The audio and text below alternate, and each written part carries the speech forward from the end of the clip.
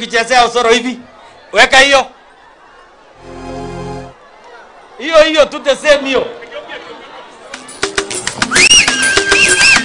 Hiyo kaigo.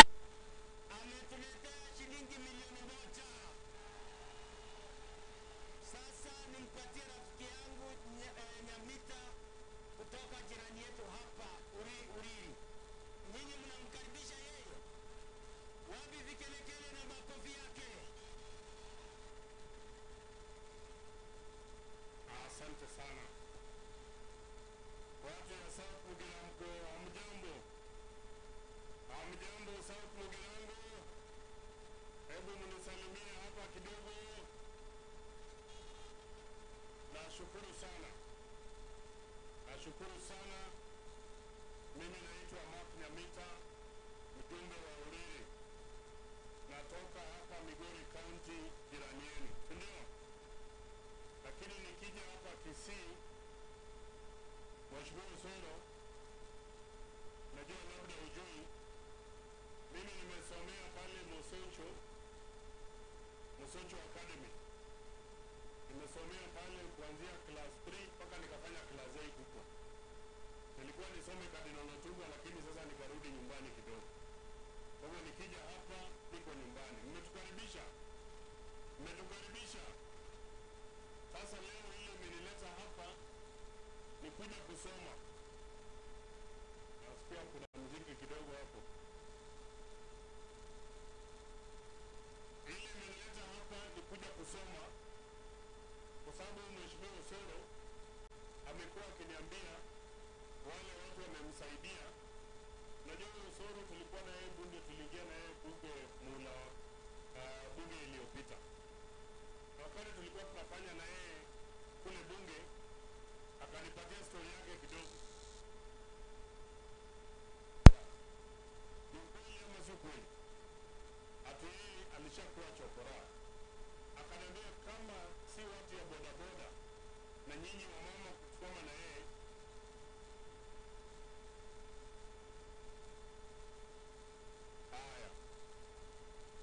hebu tusalimiane. Naona wametulia sasa. Asante sana. Mheshimiwa Osoro akaniambia yeye amekuwa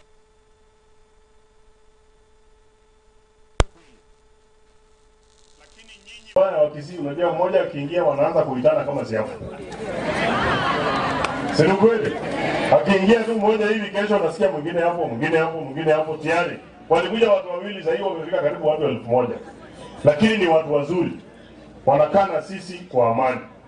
Hii amani ya na sisi kuwa majirani, Wajaluo na Wakisii, ndio tunataka Kenya yote iwe namna hiyo.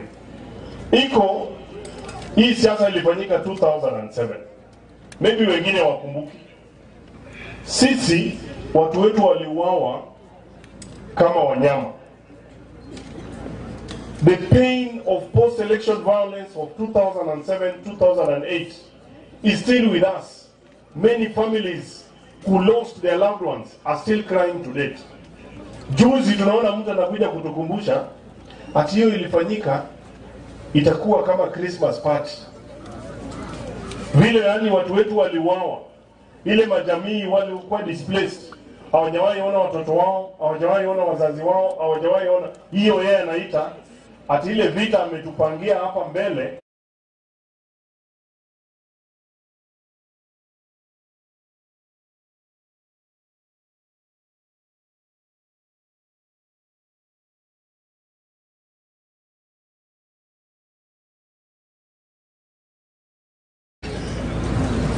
Hata tunajishuku, tunasema tulichelewa sana kuondoa huyo mtu kuwa makamu wa rais.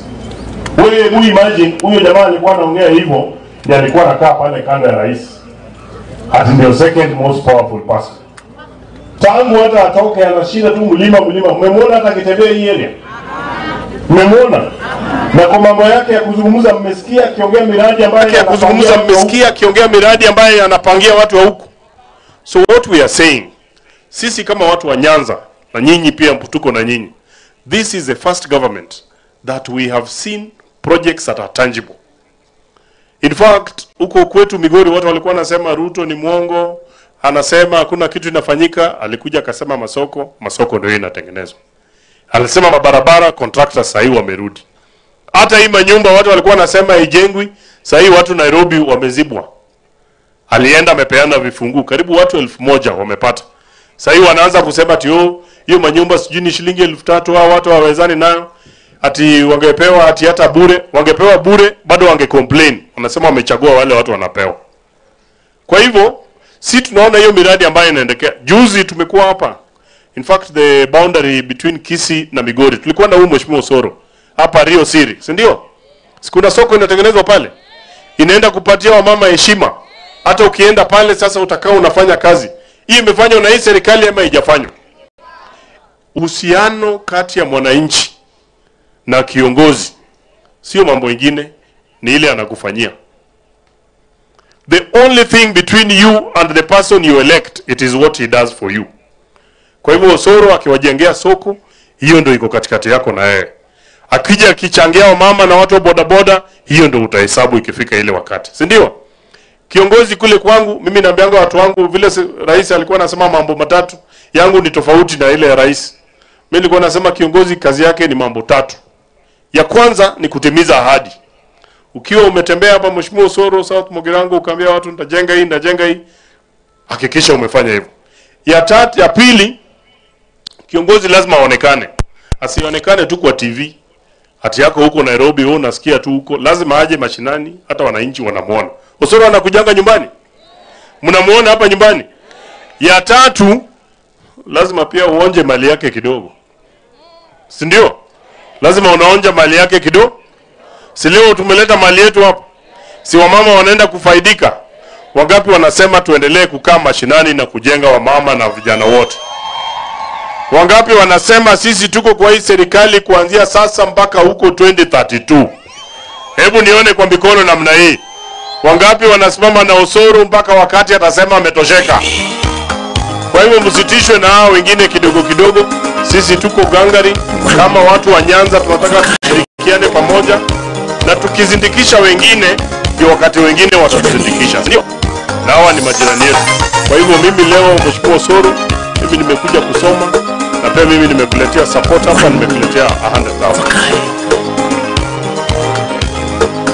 Tumpigie makofi mheshimiwa kwa kusupport Osoro. Takayeita anatoka Taita Taveta. Hebu sema Taita Taveta. Wapi music ya kutoka Nyanza huko?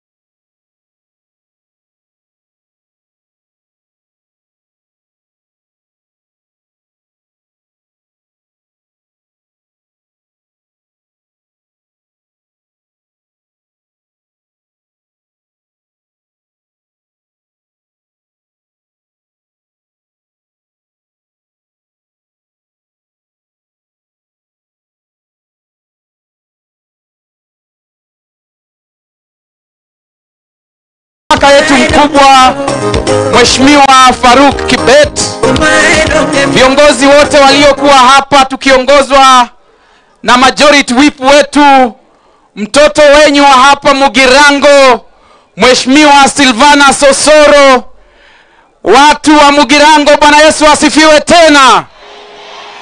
Wamama hoe! Wamama hoe! Vijana hoe! Asanteni. Wababaria. Asanteni.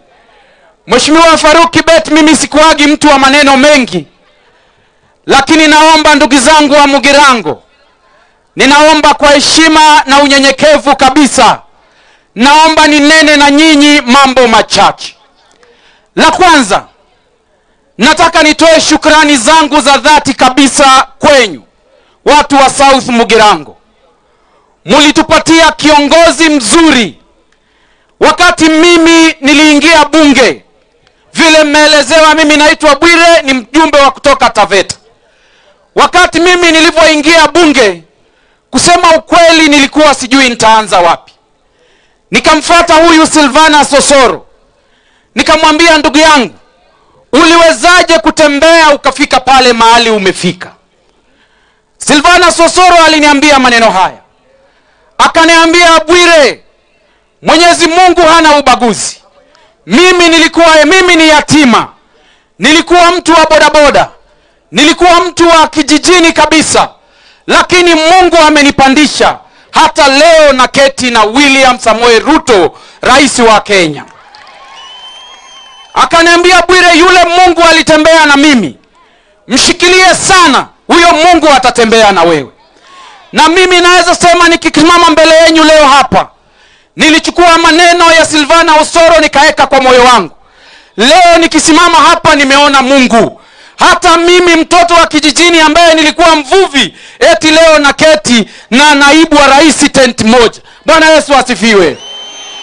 Na mimi nataka niwakumbuke na niwaelezee, mama ambaye uko hapa, mzee ambaye uko hapa, wewe ambaye unamtumainia Mungu, vile Mungu alinikumbuka mimi, yule Mungu ambaye alikumbuka Silvanus Osoro, anaenda pia wewe kukumbuka kizazi chako, na Mungu atajitukuza katika maisha yako. Mheshimiwa Faruk, naomba niseme langu la pili. Kwa mara ya kwanza leo nimeongea kwa umati mkubwa. Nilipokuwa pale nikajiuliza, jamani, hawa watu wote mimi nitawaambia nini? Nikamuomba Mungu neno moja. Nikamwambia Mungu, nisaidie yale ambayo nitanena na mdomo wangu yawe baraka kwa watu wa South Mugirango. Na mimi naomba niseme mambo matatu peke yake, ndugu zangu. Cha kwanza, niwashukuru sana viongozi ambao wamekuja kusimama na watu wa South Mugirango. Biblia inasema katika kitabu cha Mithali 19:17 kwamba ukimsaidia maskini, ukimsaidia yule wa chini, umemkopesha Mwenyezi Mungu na Mungu atakulipa. Leo mimi sijakuja kwa siasa. Leo nimekuja kumkopesha Mwenyezi Mungu kwa kusaidia bodaboda wa chini, kwa kusaidia mjane, kwa kusaidia yatima, na mimi najua Mwenyezi Mungu pia mimi atanikumbuka. La pili, ndugu zangu, mimi nilikuwa kwa kamati ya bunge ambayo inaitwa Public Petition. Nilitembea hii Kisii kwa sababu kulikuwa kuna wale waathiriwa wa post election violence ya mwaka 2017. Niliona vitu ambavyo sijaiona na macho yangu. Niliona watu kutoka hapa Kisii ambao hawana mikono, walikatwa mikono yao Naivasha. Niliona watu ambao wazee wanalia, hawajui watoto wao walitupwa wapi. Mzee mmoja Mkisii akaniambia, Bwire, tulikuwa tunachinjwa kama kuku. Leo nikisikia kiongozi ambaye alikuwa naibu wa rais anasimama mbele ya TV anasema eti yale ambayo yalifanyika mwaka 2007 ilikuwa ni kama Christmas, eti mwaka 2027 watafanya mara 10 ya hiyo. Ninamwambia, jamani, mbashindwe jamani. Hebu mwambieni huyo mkabila ashindwe, watu wa Kisii. Kwani mnamuogopa? Mnamuogopa? Mwambieni ashindwe katika jina la Yesu. Watoto wetu hawatakufa tena, wazazi wetu hawatakufa tena. Kenya itasimama, itakuwa moja. Na mimi mkiniona hapa hivi naongeaga kama mtumishi, lakini mimi ni Mkatoliki. Nimezaliwa na Mkatoliki, nikabatizwa Katoliki, na nimelelewa Katoliki, na nimefunga ndoa Katoliki. Mimi nataka nimwambie bishops wetu, mabishops wa Katoliki, wakati SHA ilikuwa haifanyi walitoka wakatuambia kwamba SHA haifanyi. Wakati kulikuwa kuna matatizo na Gen Z walitoka. Wako wapi sasa saa hizi? Watoke wamkemee mkabila ambaye anasema mwaka 2027 kutakuwa na vita na watu watauawa. Ako wapi jamani, ndugu wa bishops wetu wa Katoliki waseme hayo? Mheshimiwa Faruk Kibet, wacha niseme jambo langu la tatu. Biblia inasema tukutane wote tusemezane, na ijapokuwa dhambi zetu ni nyekundu kama damu, atazifanya yeye Mwenyezi Mungu ziwe nyeupe. Mimi naomba niwaeleze kitu kimoja. Ukisoma katika Biblia, usome kitabu cha Mathayo mlango wa 27 mstari wa 15, utaona pale watu wawili. Pilato alikuja kwa umati kama huu, wakamletea Yesu. Pilato akaangalia akaona hao watu wana wivu. Pilato akawaambia, niko hapa na Baraba. Mnamtaka Baraba ama mnataka Yesu? Wale Wayahudi wakasema wanataka Baraba. Sasa mimi nataka niwaambie sifa za Baraba. Hapa Kenya mnajua yule mtu ambaye anaangalia wajane, anawaambia kwamba wao hawana shares.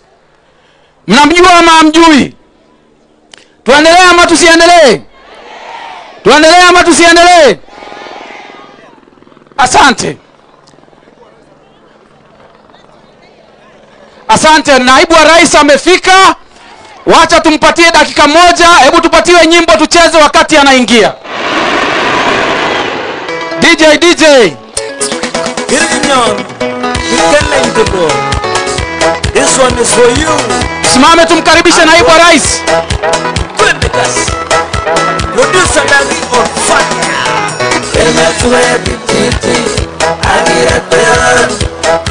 Mama,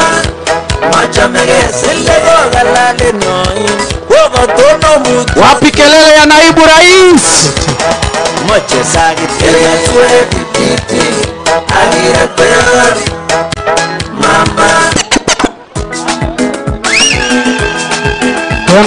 Tena sauti sasa. Tena sauti ya muziki tafadhali.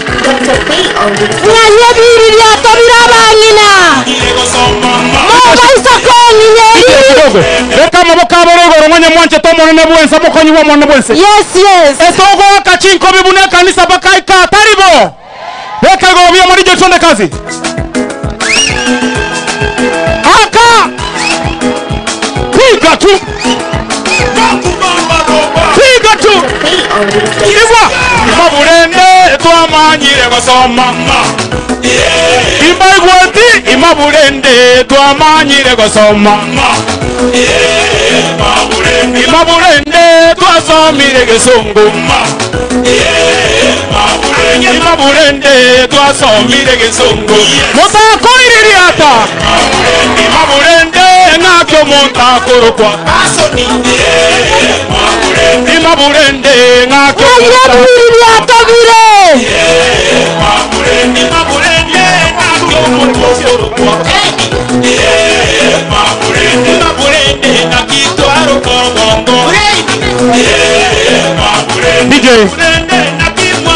DJ wanasema waimbi sababu wasikii sauti. Mbona practice tuarenge taribo? DJ peana sauti ya muziki vizuri. Bona nainu mama tamna mogo sasa okio monto taribo. Weka mabakabiri ngoro. Bandala na toche. Oigo chao yo. Imaburende twamanyire gosoma. Tera nanche imaburende twamanyire gosoma. Imaburende twamanyire gosoma. Ashur. Imaburende twamanyire gosoma. Yes. Imaburende nakyo. Kakiririata. Iririata.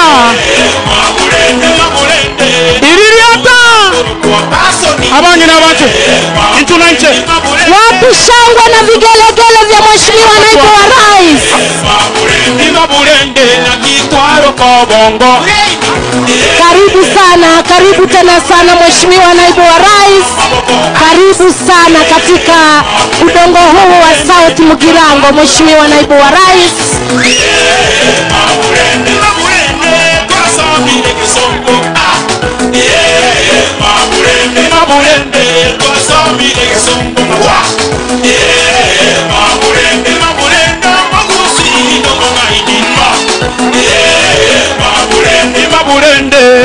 Madija tuende kazi.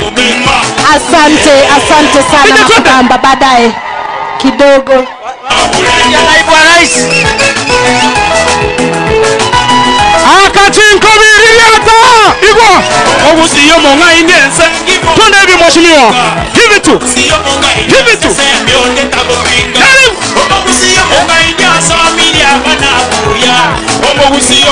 Tagata totere. Kuna bari mubaito. isukuru basomya abanyagitari amaroye barwarya kipura besamboito ese yaito yonsi abanjiriya mbororo ekiroya kintindi imaburende omugusi no mongaine tera imaburende omugusi ngane nchome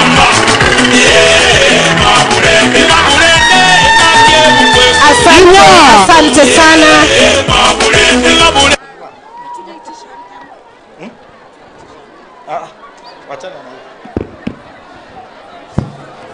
Watu ya Mgirango oye! Sasa kwa sababu mbunge alikuwa anaendelea kuacha, tukaribishe naibu wa rais. Najua Osoro atakuja kumkaribisha rasmi. Wapi vikelekele ya naibu wa rais wa Kenya? Watu ya Mgirango mnapenda Profesa Kindiki? Wapi shangwe na mkono yake nisikie? Watu ya South Mgirango oye!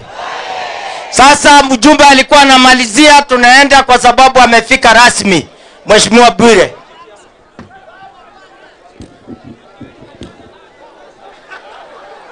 Eti tuendelee ama tusiendelee? Mugirango hoye! Mugirango hoye! Kwa hivyo tulikuwa tunaendelea na maneno yetu. Mmefurahi kumwona naibu wa rais? Hebu nione salamu ya Kithure Kindiki. Mheshimiwa naibu wa rais, watu hao walikuwa wamekusubiri sana. Lakini kwa heshima yenu wacha niongee jambo langu la mwisho. Nilikuwa ninawaelezea wakati Yesu alikuwa anahukumiwa aliletewa pamoja na Baraba. Hapa Kenya nyinyi mnajua watu ambao wana sifa za Baraba, watu ambao wanalia wanasema Kenya igawanywe kwa misingi ya kikabila, watu ambao wanapinga SHA, watu ambao wanapinga maendeleo ya manyumba na barabara. Lakini kuna mtu ambaye mtoto wetu ambaye anashikanisha Kenya yote nzima, ambaye anaitwa Daktari William Samoei Ruto. Kwani nyinyi watu wa Kisii mnamtaka yule ambaye ana sifa za Baraba ama mnataka yule anataka kuunganisha watu? Sijasikia bwana watu wa Kisii, kwani mnaogopa? Mnataka Baraba kama Wayahudi ama mnataka yule wa kuunganisha watu? Bila ubaya. Kama urais unachaguliwa kwa sababu ya usomi, huyu Profesa Kithure Kindiki na yule mtu wa Shea,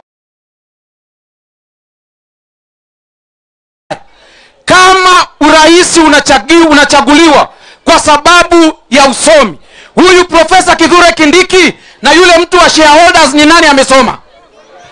Mbona mnakaa kama mnaogopa nyinyi? Kama urais unachaguliwa kwa sababu ya kisomo, kati ya huyu Kithure Kindiki na yule mtu wa shares nani amesoma? Kati ya William Ruto na yule mtu wa shares nani amesoma? Kama uchaguzi urais unachaguliwa kwa sababu ya mtu kumcha Mungu, kati ya Kithure Kindiki na wale watu wa shares nani wanamcha Mungu? Ni nani wanamcha Mungu?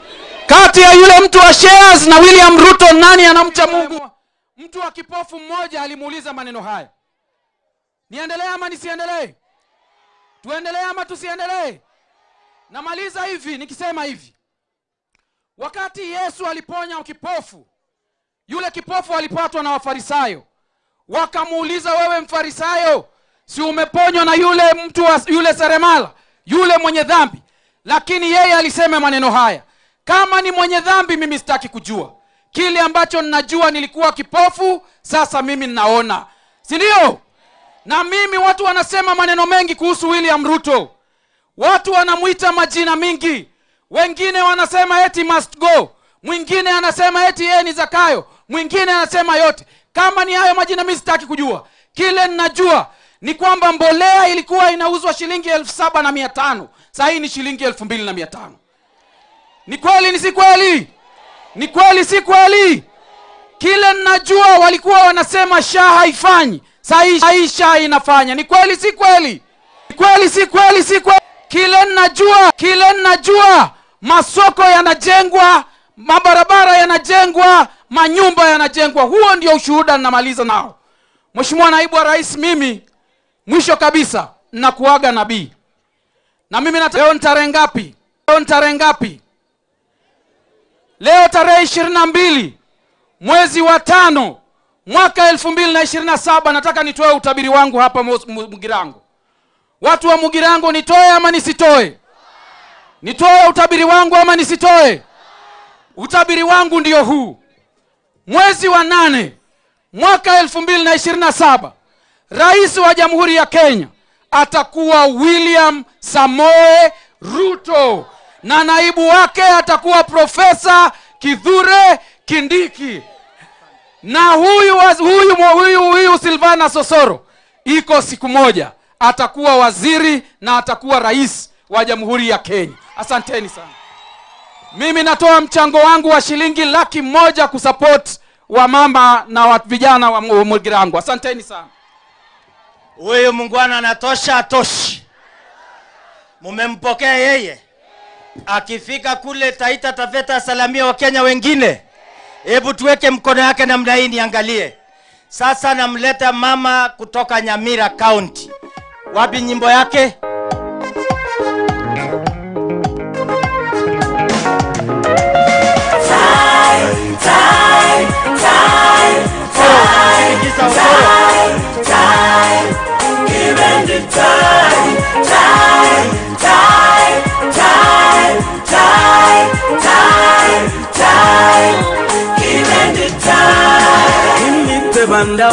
Hebu tuweke mkono hiyo nyimbo ya Kingalet kusile namna hiyo. Ganda mitege suleni tiasoti. Igetebi engama simisinga bayamgebe goma sina. Ilendi jeso alama like ongea yena ine. Asante sana.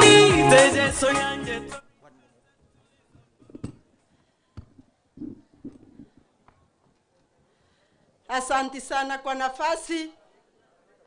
Our Deputy President, colleague members of parliament, wananchi watukufu ambao mmekuja hapa leo. Siku ya leo tumekuja hapa kwa mwaliko wa ndugu yetu Mheshimiwa Silvana Sosoro, na enyewe nikiwaangalia hivi naona vile mnapenda Osoro. Mwagokire tubwata bageni iga baretire ebinte binge bigocha bakonya ritu koria rero igonta gete ko batebiga tiganda kwana na icho munwoyo ito obo maene ekero monto atagete kunywa mabere nigakogenda atiko kama eng'ombe etarabiera mbora nigako kama eng'ombe ya byarire amabere aro agoiteka elinda irara abana baye banywe igobona mang'anaya Osoro batebiriga adisaidrina goikara abera ase serikali iga South Mugirango monyora magenderero nsipi goika 2027 nyonyo twasibirie e constituency mbobare igomoroje nganje cherusha mumanyi igonda abojo gochikoba isiko timbera sosorale na ntengire abantu bane banyamire bintu igonda ete ko batebiga abantu baminto kero monto ogotaka koria serikali onde bwezi igakoria karaso irororo elinda nyore keriare koria bano Osoro mbaliye serikali ntenare ngo baka yenyora inkamanya goteba ngagakitinanya konyara komenya isiko asema bera taiyo ndairira abantu bane inkatanga join babo Osoro bone ng'ombe inoche korwera mabere inyetige tingirira bana bane igonare ko basorora bantu mbanya korosi bintu byabo batigera abantu bande baliye South Mugirango ga in mubwato mweshimiwa OUDA na ndo manyira ko tyochoriwe bwango byonsi ko tigorari nero totenenerete motigo mwana yo ino momotige mochikorigia ngao tomotugekera kabisa ayinara twacha kuhakikisha nande ngencho mwatire na arorire mumwanjete Osoro galenge ko chokora Nyasaye moretire bakomo ikiriga moroji mabwate sako moira akara twagenda parliament twabwate deputy president tugachandika agotebanga onyesha kya onti arenga turikonyora kende bono rito konya korera abantu bari bamochorete batotebyo yaya tagotokonya tugateba karwo tukamanya koreterwe professor Kitule Kindiki. Sai ukienda mahali popote kuna amani, kwa sababu tuko na mtu ambaye amesoma, na pia tuko na mtu ambaye anajua nchi inataka nini. Amesaidia president kumake sure nchi yetu iko na amani. Na sisi kama wamama tumesema hivi, mtu yoyote ambaye anatutangazia vita kwa wamama, nataka niwaombe mtu asiende kwa huyu mtu, kwa sababu sisi tuko na watoto katika tumbo zetu, tuko sometimes na watoto katika migongo, sometimes hapo kwa nyumba kila kitu ni wewe.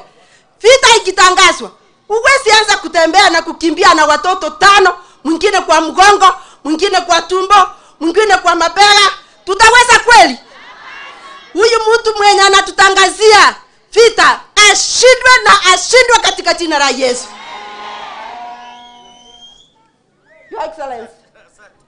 Your Excellency, the Deputy President, the people of Gusiland are ready to support this government. And the way you have come here today, mumekuja na mumetuhakikishia ile maendeleo yote ambayo tuliuliza yatakuwa. Sasa tuende wapi kutafuta maendeleo? Si tukae huko. Hapo ndio serikali iko, na tutatembea na hii serikali mpaka mwisho mahali watamalizia, tumalize na wao na tuende ingine. Asante sana, Mungu awabariki. Moko genda andonsi tebya bantu ngantogoro cherusa mumanyi ntogoro nero koriyo mugaba na bwanya mire mumubwatesie. Sawa seni bya. Haya, huyo mama ameongea lugha ya nyumbani sawa. Mama ameleta shilingi 100,000, makofi kwake. Sasa wacha tuite Silvano Sosoro, alafu yeye atatuletea mgeni, ndio sasa wabunge pia wakuja wasumuze na tumalize. Tumpigie makofi Mheshimiwa Silvano Sosoro. Aya. Bona ngojare. Bona bose mubaro cha bonse. Mukaite ngabantu bari gukwana. Ngokwana bari na chiteka chigatikire chinsi nini. Ane morosa. Etotete kora igwe message yo murai kwanza mutara rosa one ka kogenda tutige tole minto na endo mugaso yororire to irangora moire ngora ere biyago sere bobe. Your Excellency Deputy President, karibu sana hapa kwetu. Hapa ndio South Mugirango. Unajua His Excellency atasema maneno mengine akisimama hapa, anashinda akiniambia kwamba sijamaliza kulipa dawari, lakini atasimama aniambie kwa sababu hapa ukiongea hawa watanichangia, kama nimekuama kidogo waweze kunichangia niende nimalize kule kwenu. Na kina ina mwako baiga mbarabi mutaede barabi abo ya aye oyo ikarastega ne Deputy President ekara soira hande ebiye nimbiri moko rebi bebigunya gotenna bigunya woncho kanana omaeto oyo atigareta ka step kwa kamo abo monene ke yani eto saba kene nke bara kide ono muntu kiteo monene one biye ni muro chibigunya woncho kanana bitigi gendo ngiura kore nabaskari baye gosema na bamento gage. So nataka kwanza nikukaribisha hapa Your Excellency. Number 2, nitaje maneno 2-3 kwa sababu najua ukisimama hapa utayazungumzia. Your Excellency, kwa ile mkutano tulikuwa nayo Nairobi about 3 months ago, ulikuwa kwa hiyo mkutano na Mheshimiwa Rais alikuwa kwa hiyo mkutano. Ile barabara niliwaeleza ya Etago, Ekona, Geteni, Nyamaia iko tu hapa juu. Your Excellency, vile naenda kukaribisha hata mengine yote yakiwa chini, ile utazungumza ndio hao wananchi wanisikize zaidi. Barabara ya Etago, Ekona, Geteni, Nyamaia inaanza lini? Erebi yako sere bobe. Niseme nisiseme? Si mumenituma hiyo? Barabara ya wapi? Etago, Ekona, Geteni. His Excellency atueleze tu hapa watakuja lini na Mheshimiwa Rais watusaidie hiyo barabara. Si namna hiyo? Ya pili, Your Excellency, hii stadium ambayo tumesimama hapa mbaya sana. Angalia vile inakaa. Tukingoja county government itengeneza, haiwezi. Mimi nakuambia ukweli, haiwezi. Kwa sababu kazi ya stadium ni ya county government. Lakini haifanye nini? Haiwezi. Plan ni gani kwa hii stadium ya Etago, Ekona, Geteni, Nyamaiya? Ya Etago Green Stadium. Plan ni gani kwa Nyamarambe Stadium? Kwa sababu niko na Nyamarambe na niko na wapi? Mimi nikiwa na watu wote lazima ni balance. Chache na Borabu. Tukitangaza Etago lazima itangazwe Nyamarambe. So that we balance yote. Erebiyago sere bobe. Ya tatu, watu wetu wa Rerek wengine wamelegea kazi. Kuna kazi zilikuwa zimeanza hapa za Rerek, za last mile connectivity. Zingine zinaendelea na zingine hawamalizi, wako slow. Mahali project ya stima ilikuwa imeanza kuwekwa, tunaomba isukumwe watu wapate stima. Although saa hii tunazungumza, Your Excellency, tuko na contractors on site na surveyors wanaendelea kufanya all over, lakini waharakishwe because hii constituency ziko na pesa mingi ya stima. Waharakishwe ndio hao watu waweze kuona mwangaza. Mumekubali? Mumekubali?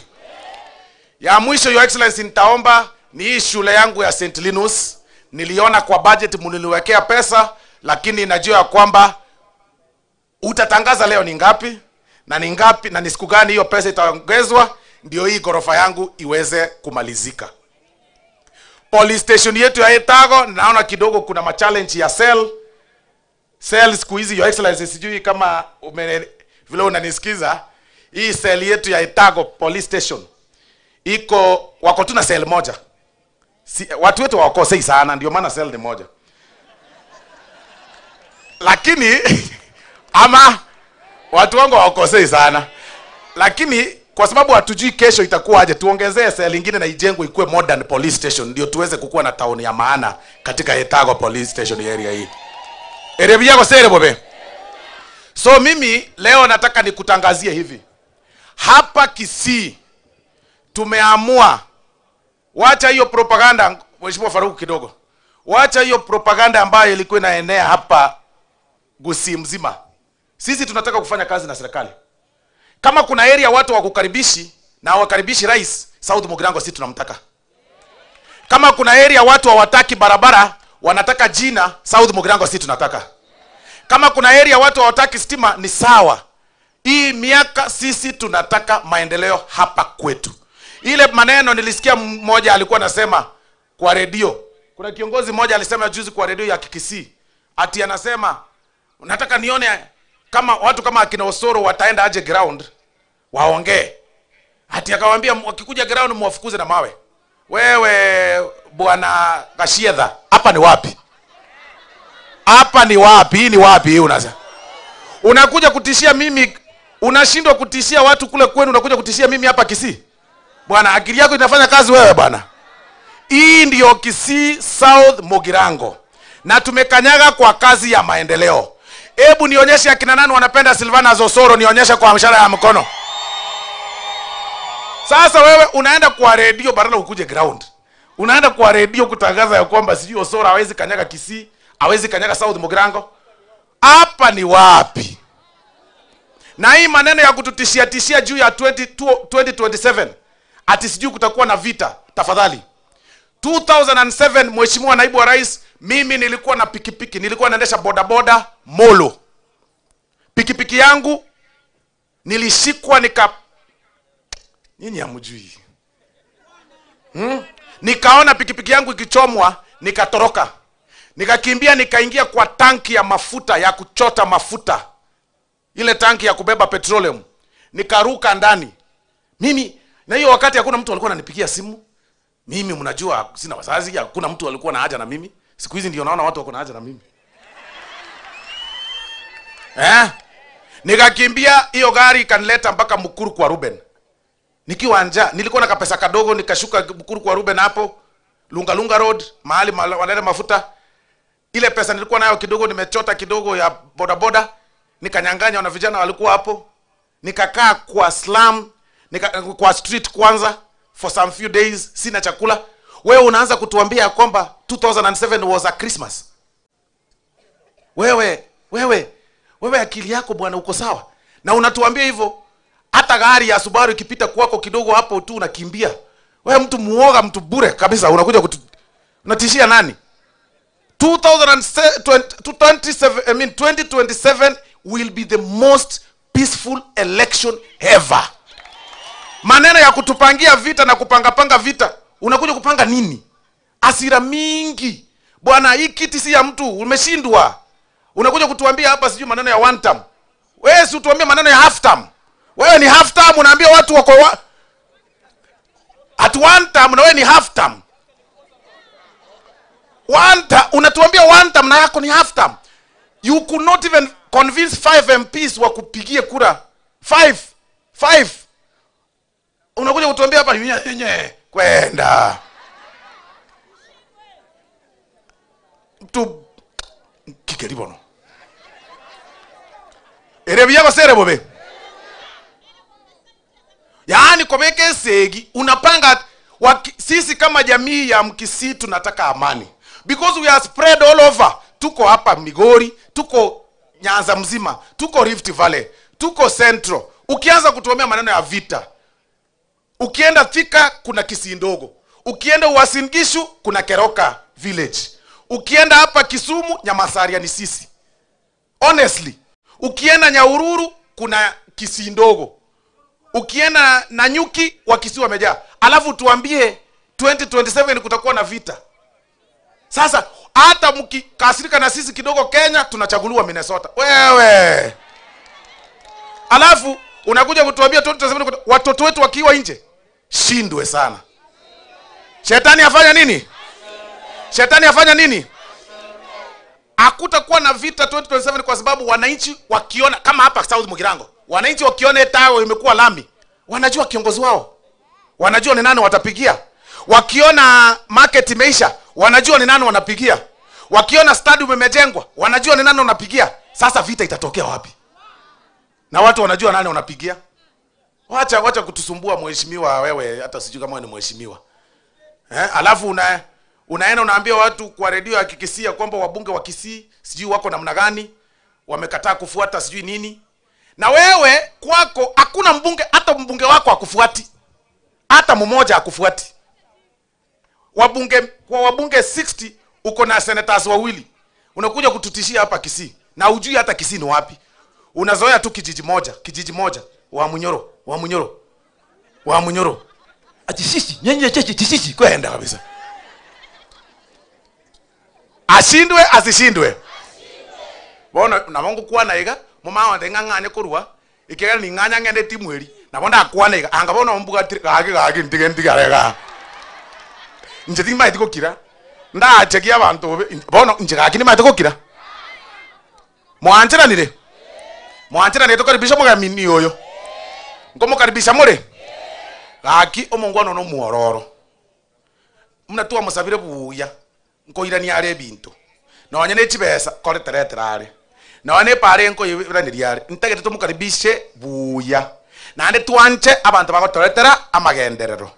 Mwanjira nire. Bintu rimuko yakonta motige nabakani na motige. Tiawa ndenga minto inche lina kabugatira umwaka nyure nche minto nche ntige karantiga. Nche nterantiga. Borobori mbora era. Tokora amagenderero. Mbari kama wate osoro juu bado. Na ende mwezi pi. So kwa hayo machache na mengi. Mbuyamono sana. Your Excellency, hapa vikundi ambazo ziko hapa ni vikundi za bodaboda, vikundi za wamama, vikundi za kanisa kidogo, vikundi za SACCOS.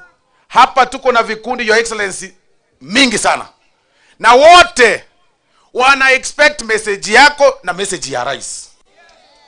Na si message ya maendeleo ni sawa, lakini message, message. Message. Muna expect nini? Message ya nani? Message ya nani? Rais ni nani? Rais ni nani? Rais ni nani? Rais ni nani? Rais ni nani?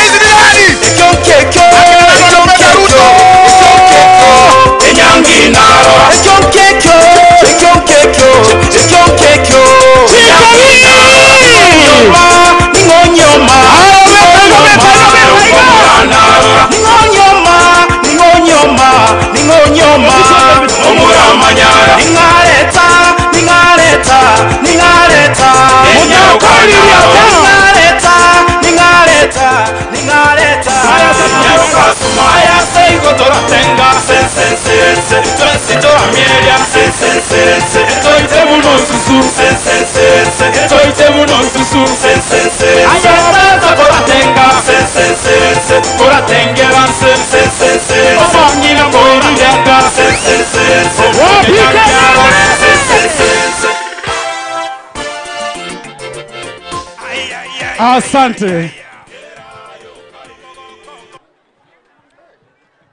Asante. Thank you.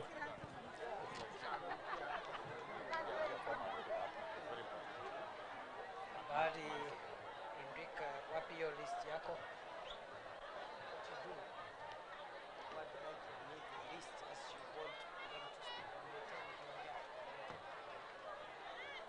Bas, abantu baminto mbuyamore.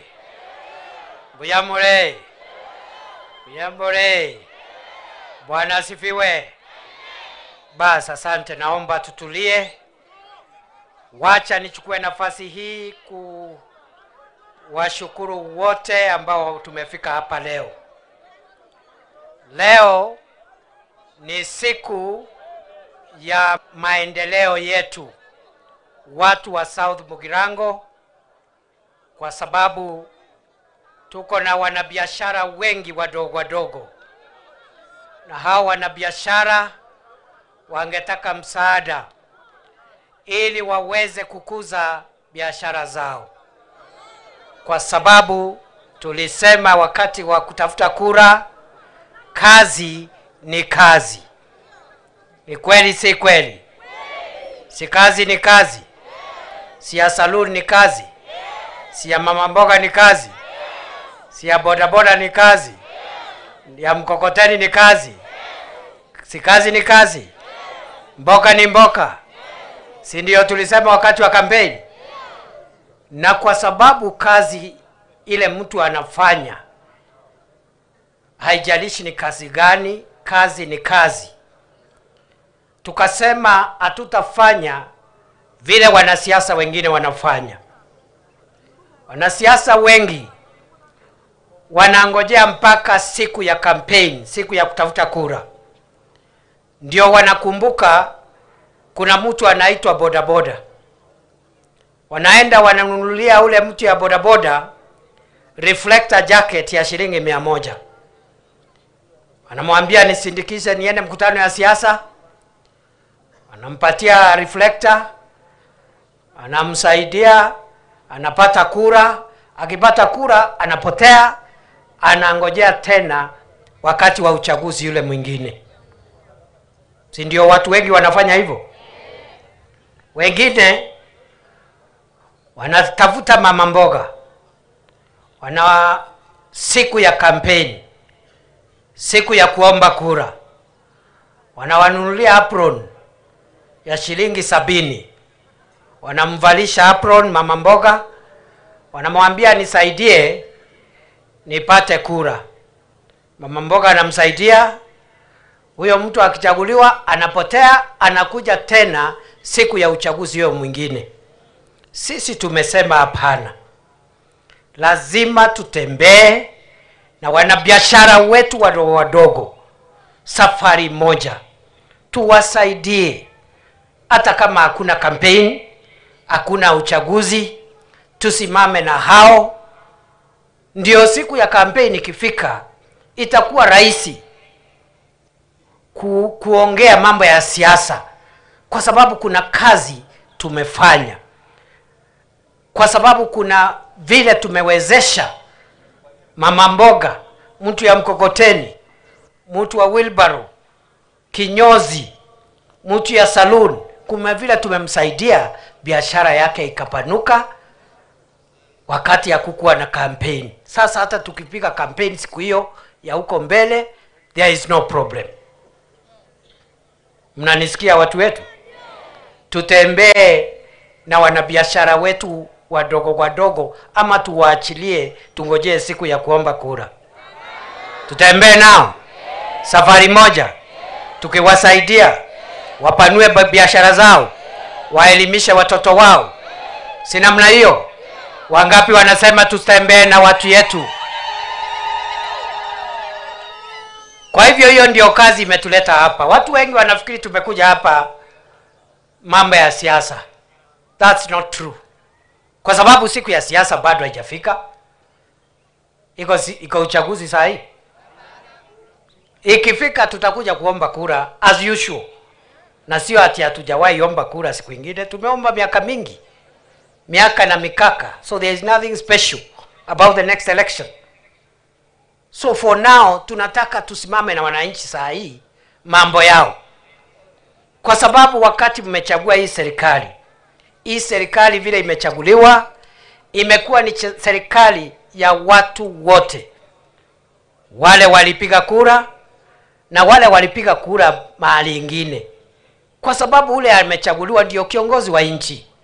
Rais William Ruto ndiye sasa kiongozi wetu kama nchi. Na rais wa Kenya, hakuna mahali pengine mwananchi wa Kenya atatafuta rais mwingine. Kwa hivyo kazi yetu ni kusukuma mambo ya maendeleo usiku na mchana, kulia, kushoto, mbele, nyuma, juu, chini, paka mambo ya campaign ifike siku huko mbele. We have no time for side shows, for small politics, little things here and there. We have no time for those things. Wananchi mnakubaliana na mimi? Tuendelee na kazi?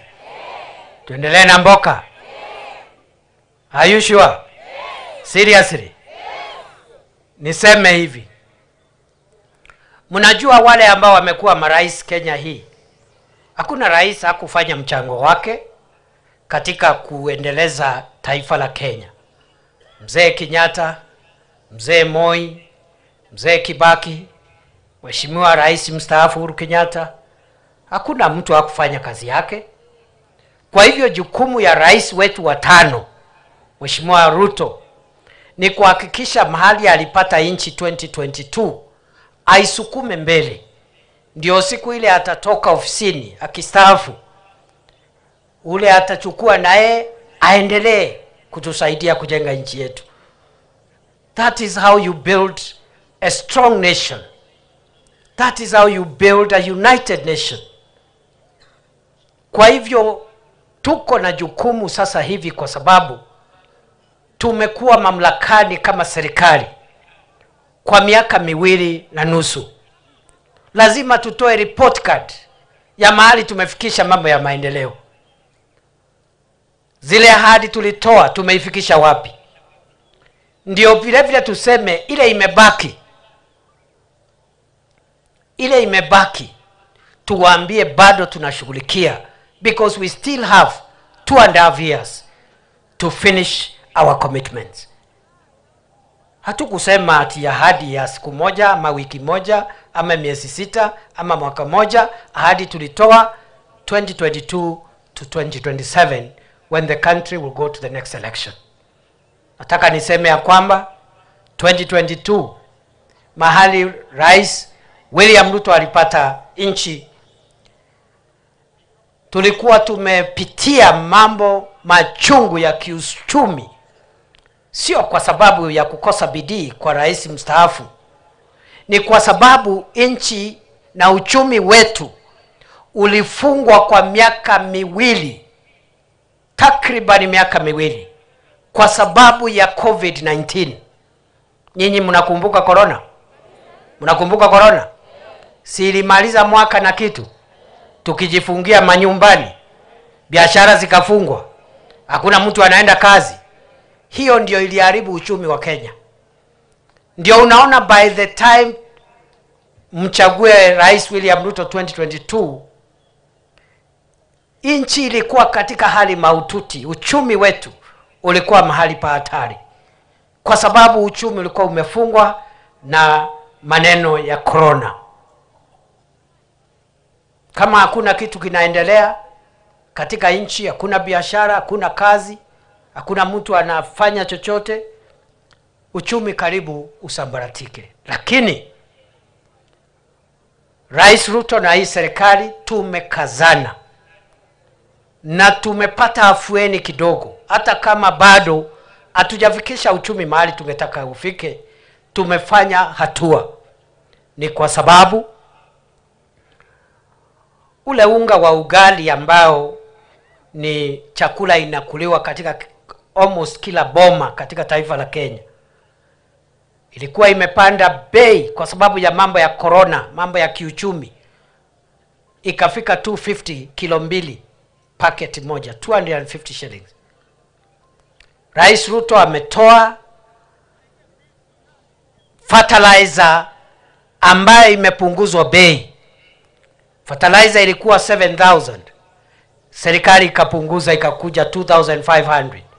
Ndio mkulima ajimudu kupata ile fertilizer, apande mahindi, apalilie.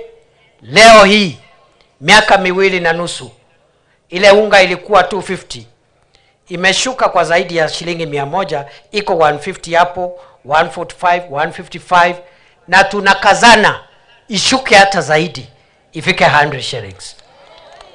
Nyinyi mnanisikia watu ya South Mugirango?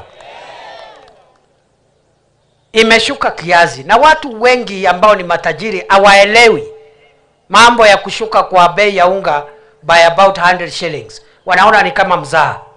Lakini kwa wakulima na watu mashinani, kushuka bei ya unga imefanya mzigo wa gharama ya maisha ipungue kidogo, na tunakazana hiyo bei ya unga na bidhaa muhimu ipungue hata zaidi. Tuendelee tusiendelee? Tuendelee tusiendelee? Vile vile mnajua petroli, ambayo ni mafuta ya petroli ambayo inaadhiri sekta nyingi sana za kiuchumi, ilikuwa imepanda ikafika 217 per liter. Over the last 2 years, the price of fuel has gone down gradually by a shilling, by 5 shillings, by 3 shillings, from 217. Now it's as 174 shillings a liter. It has fallen by 43 shillings. Inapunguza kiasi makali ya gharama ya maisha ya mwananchi wa kawaida. Vile vile shilingi ya Kenya ilikuwa nguvu imeisha kabisa. Ulihitaji shilingi 167 kupata dola moja.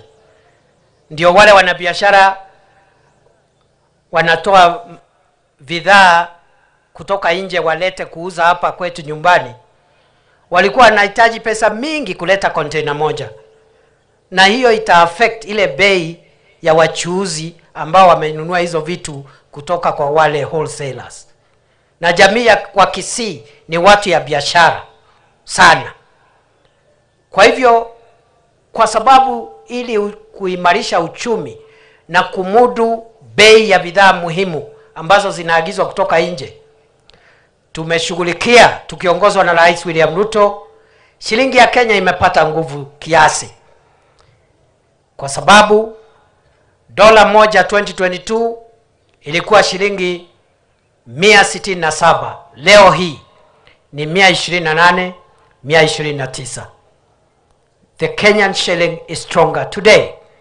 Na vile ilikuwa inacheza imewacha, it is now stable, 127, 128, 129 per dollar for more than a year now. Kwa hivyo hiyo mambo yote tumefanya ili kupunguza makali ya gharama ya maisha kwa mwananchi wa mashinani.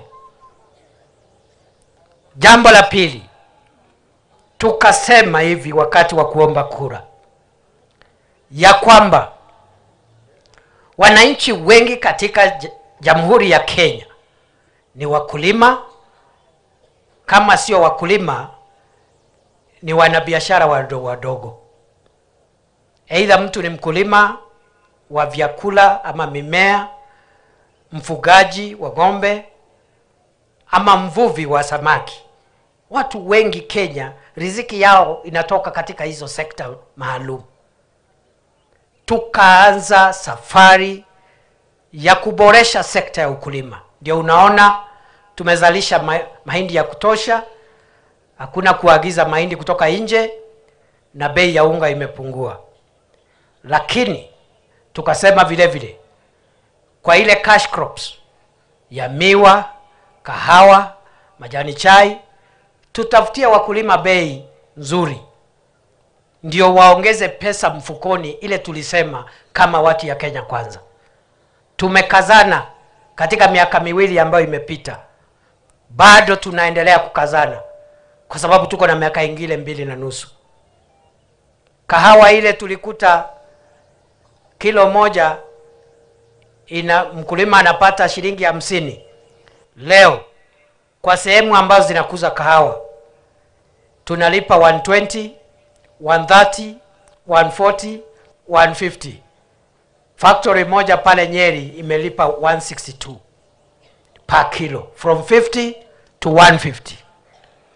Na najua sehemu nyingi Kisii na Nyamira zinaweza kukuza kahawa, si ni kweli?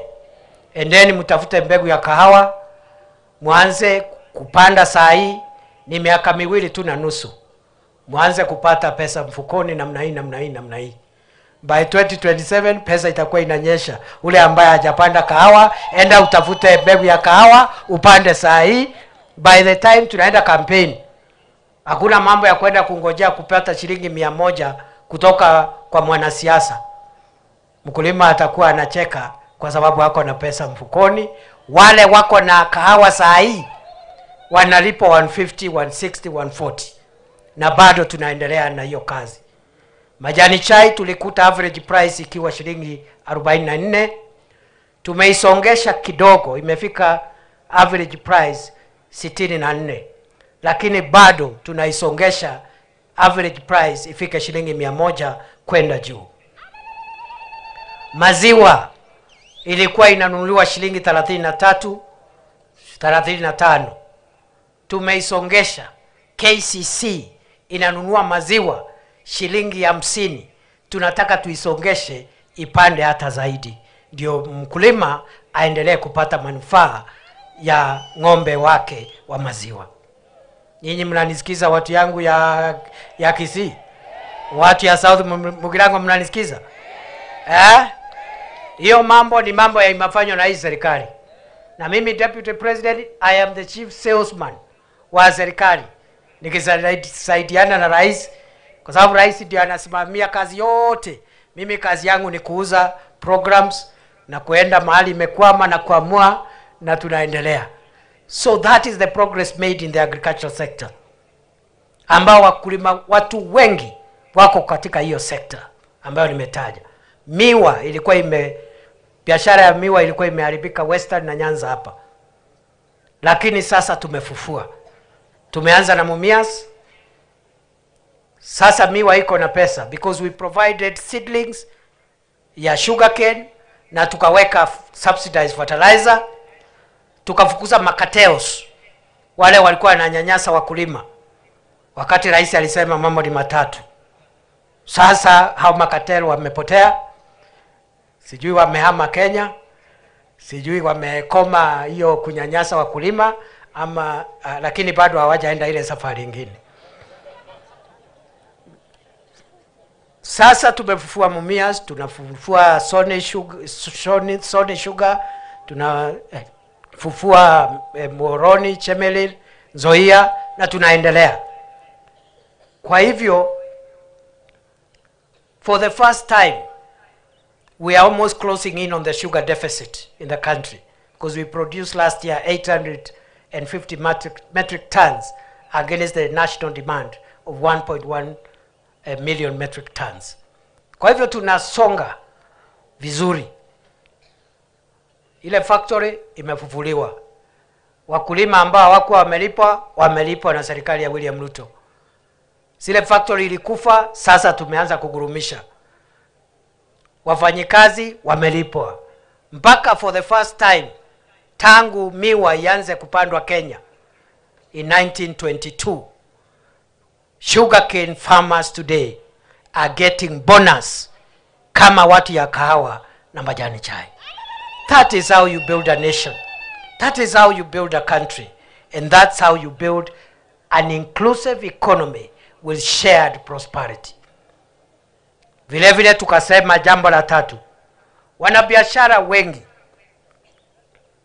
ni watu wa rejareja, biashara ndogo ndogo kama ambao tuko nao hapa leo. Mchuuzi, mtu wako na kinyozi mahali, salon, duka ya kuuza mbao, seremala hapo, ako na kabiashara ya electrical, maneno electrical ya stima hapo, mwingine hapo ni mama mboga, mwingine ni mtu ya mkokoteni. Na tukasema kazi ni kazi, hakuna shida, bora inakupatia riziki. Kazi ni kazi. Lakini lazima tukusaidie ndio upate nguvu kidogo, uongeze stock, uajiri Mkenya mwingine mmoja. Kama kinyozi ikiwa supported, you can add another person who assist you. Salon the same. Ndio tutafutie vijana wetu nafasi za kazi. Na ndio unaona ya kwamba tuko na hii empowerment program ya leo.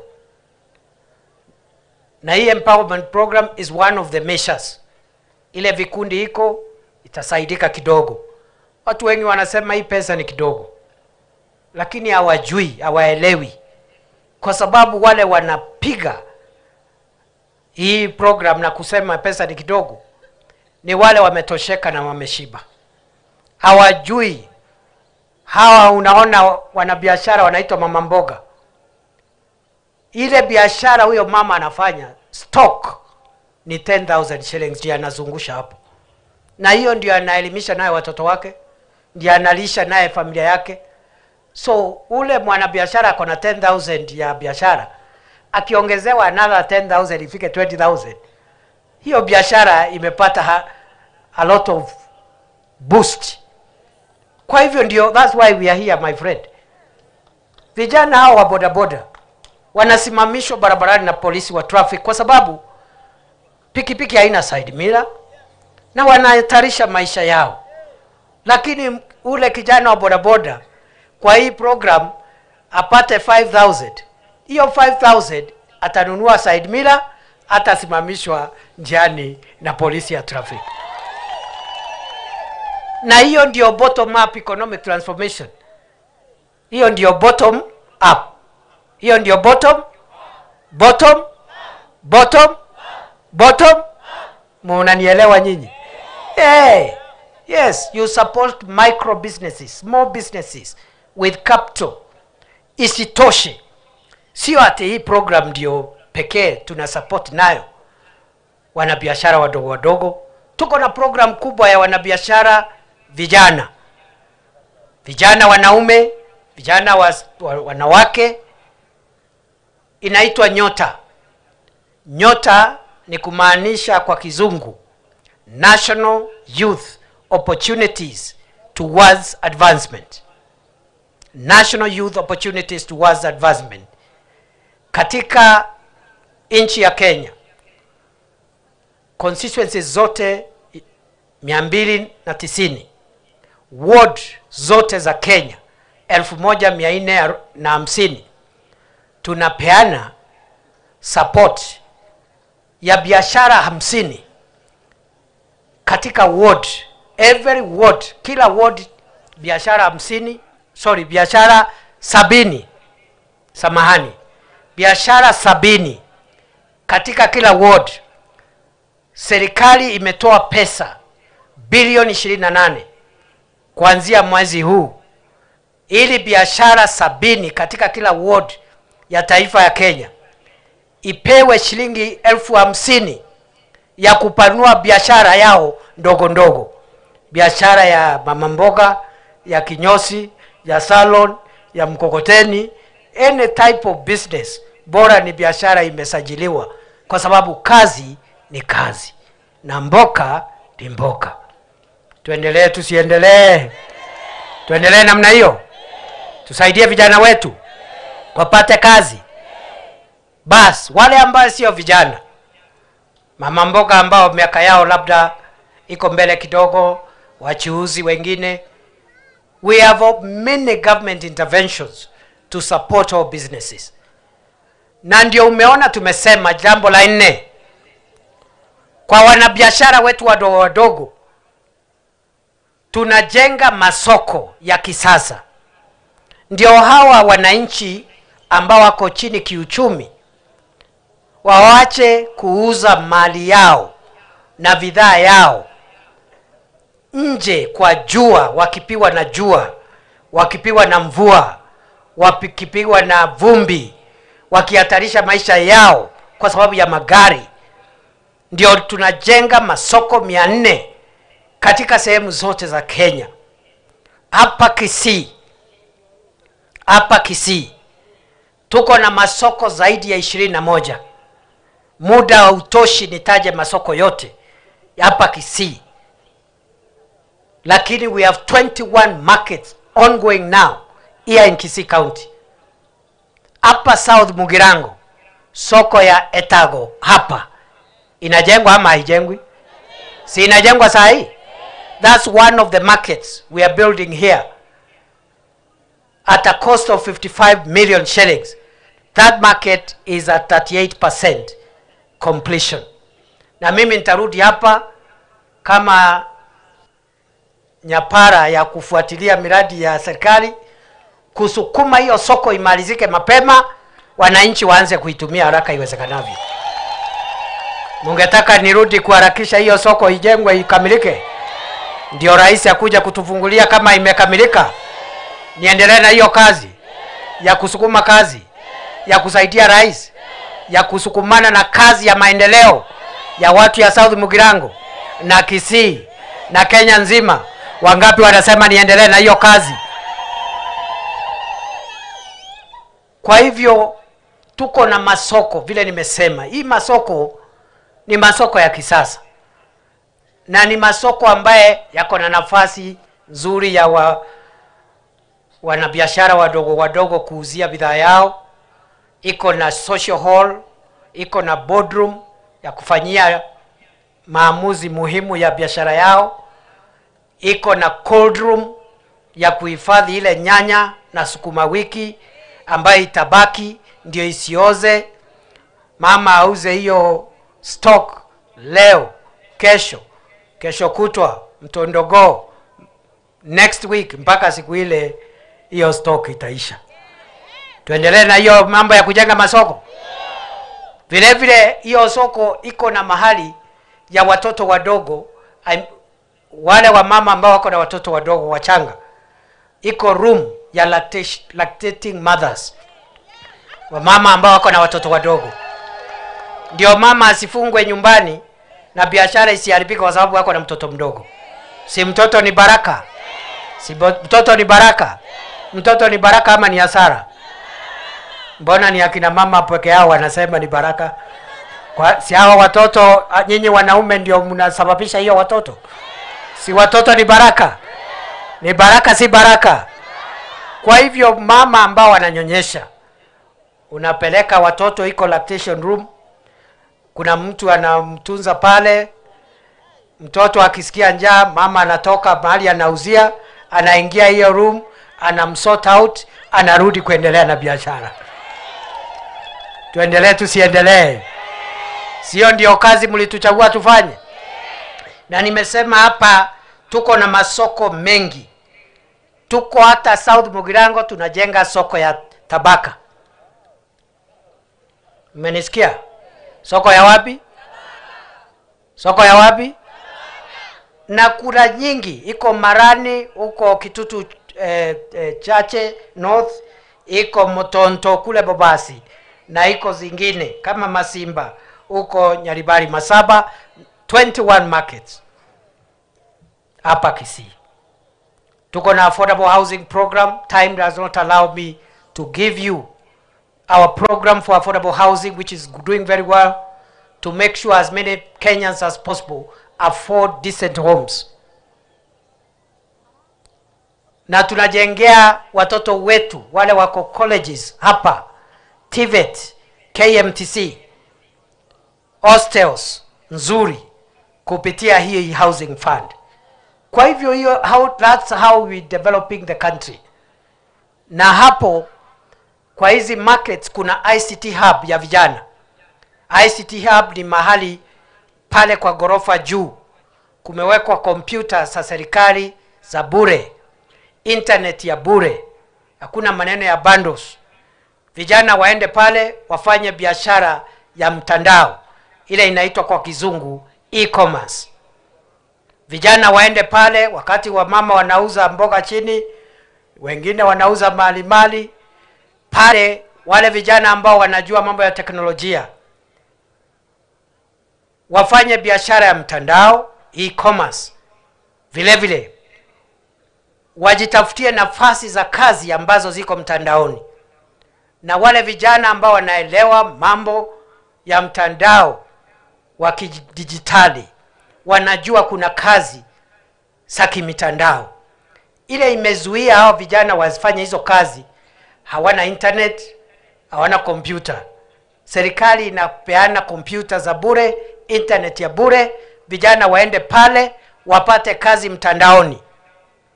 Iko kazi inaitwa speech writing, iko kazi inaitwa transcriber kwa mtandao, iko foreign exchange trading kwa mtandao. Nyinyi mnanisikia watu ya South Mugirango? Iko kazi pale kwa mtandao inaitwa web developer, kwa kudevelop websites kwa watu wanakulipa hapo kwa mtandao. Iko kazi pale mtandaoni ambaye inaitwa BPO. BPO ni kutumikia makampuni yako ng'ambo kufanya mambo mengine, wanakulipa ukiwa hapa, wao wako huko. Business process outsourcing. Today's youth have advanced to the digital economy. The government is providing infrastructure so that the modern young person can get jobs without leaving home over the internet. Wale wengine tunaandika kazi za kiofisi, sio ati tumewacha kuandikana makazi ya ofisi. Tumeandika walimu 77,000 kwa miaka miwili. 76,000. 76,000 teachers.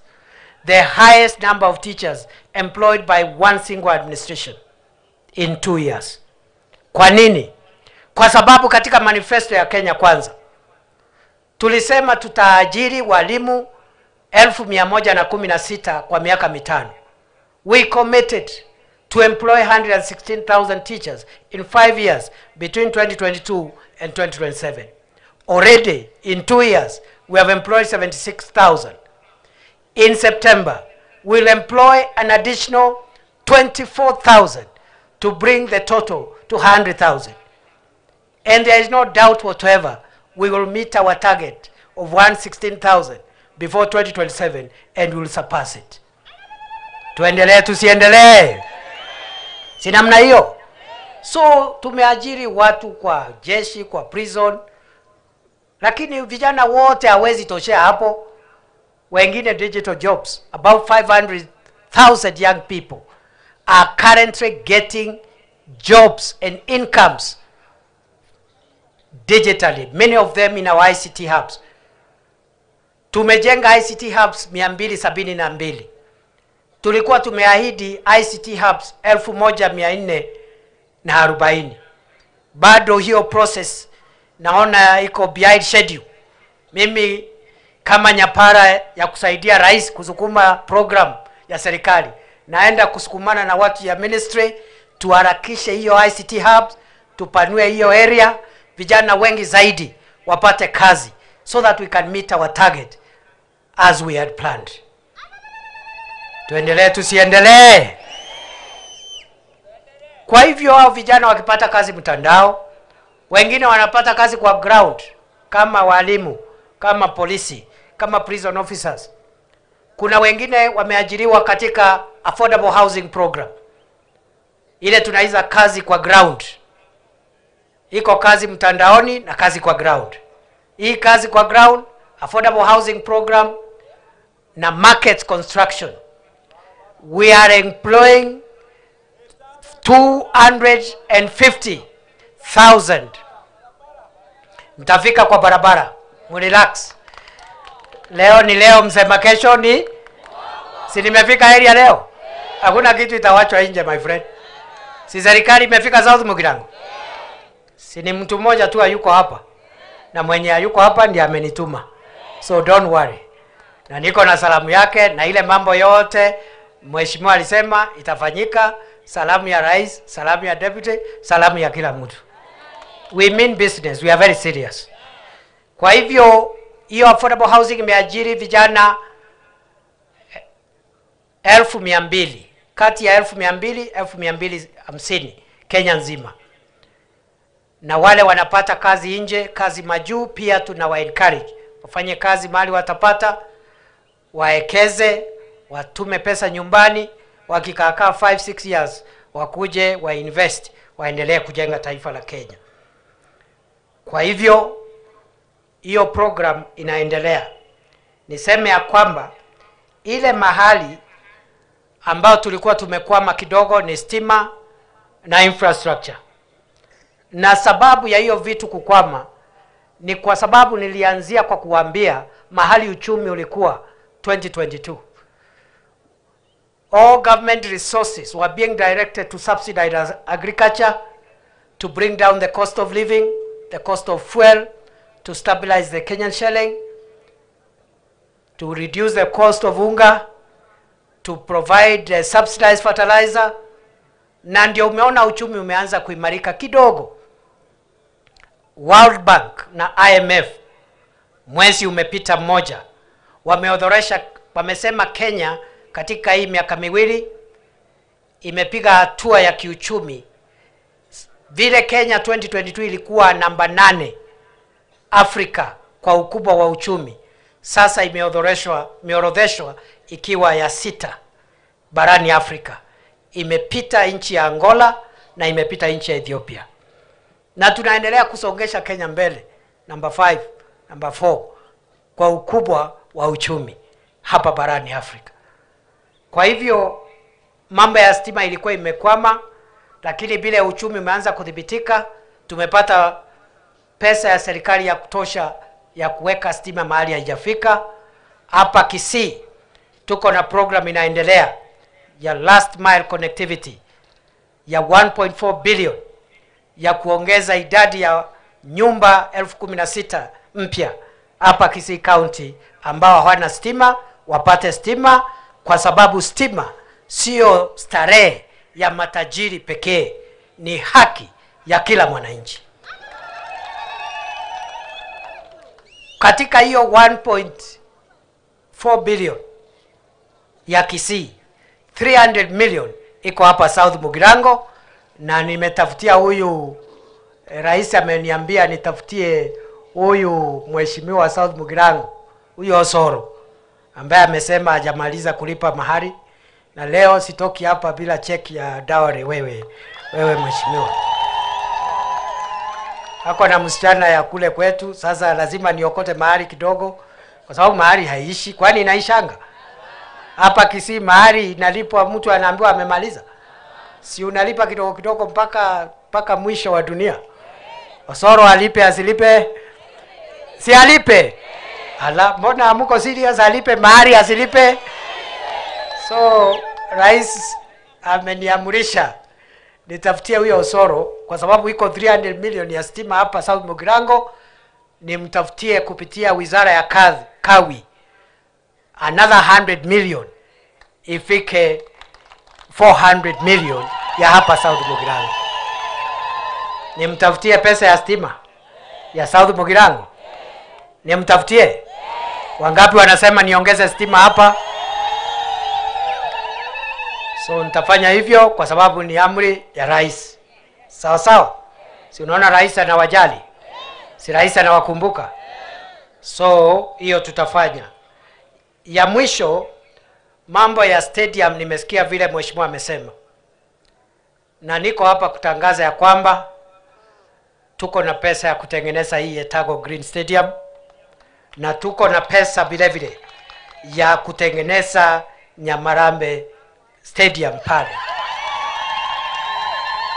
Na rais ameamrisha waziri wa michezo Salim Mvurya aweke pesa, na nimeconfirm pesa imepatikana ya Etago Stadium, Nyamarambe Stadium. Sasa nataka waziri afike hapa kuzindua rasmi ama kuanzisha ujenzi wa hizo stadium mbili katika siku 30 ya hapa Etago na pale Nyamarambe. Tunaweka sio stadium peke yake, sports academy ya kutrain vijana wetu na kusaidia vijana wetu ambao wako na talanta ya michezo. Tutoe vijana wetu kwa madawa ya kulevya na pombe, kwa sababu wakiwa idle hapo ndio wanaharibikia. Wafanye talanta yao, wakimbiaji, wacheza mpira, mpira wa mguu, mpira wa rugby, mpira wa mkono, waende Mungu awajalie waende hata ng'ambo, wasaidie wazazi wao na wasaidie Kisii, wasaidie nchi yetu.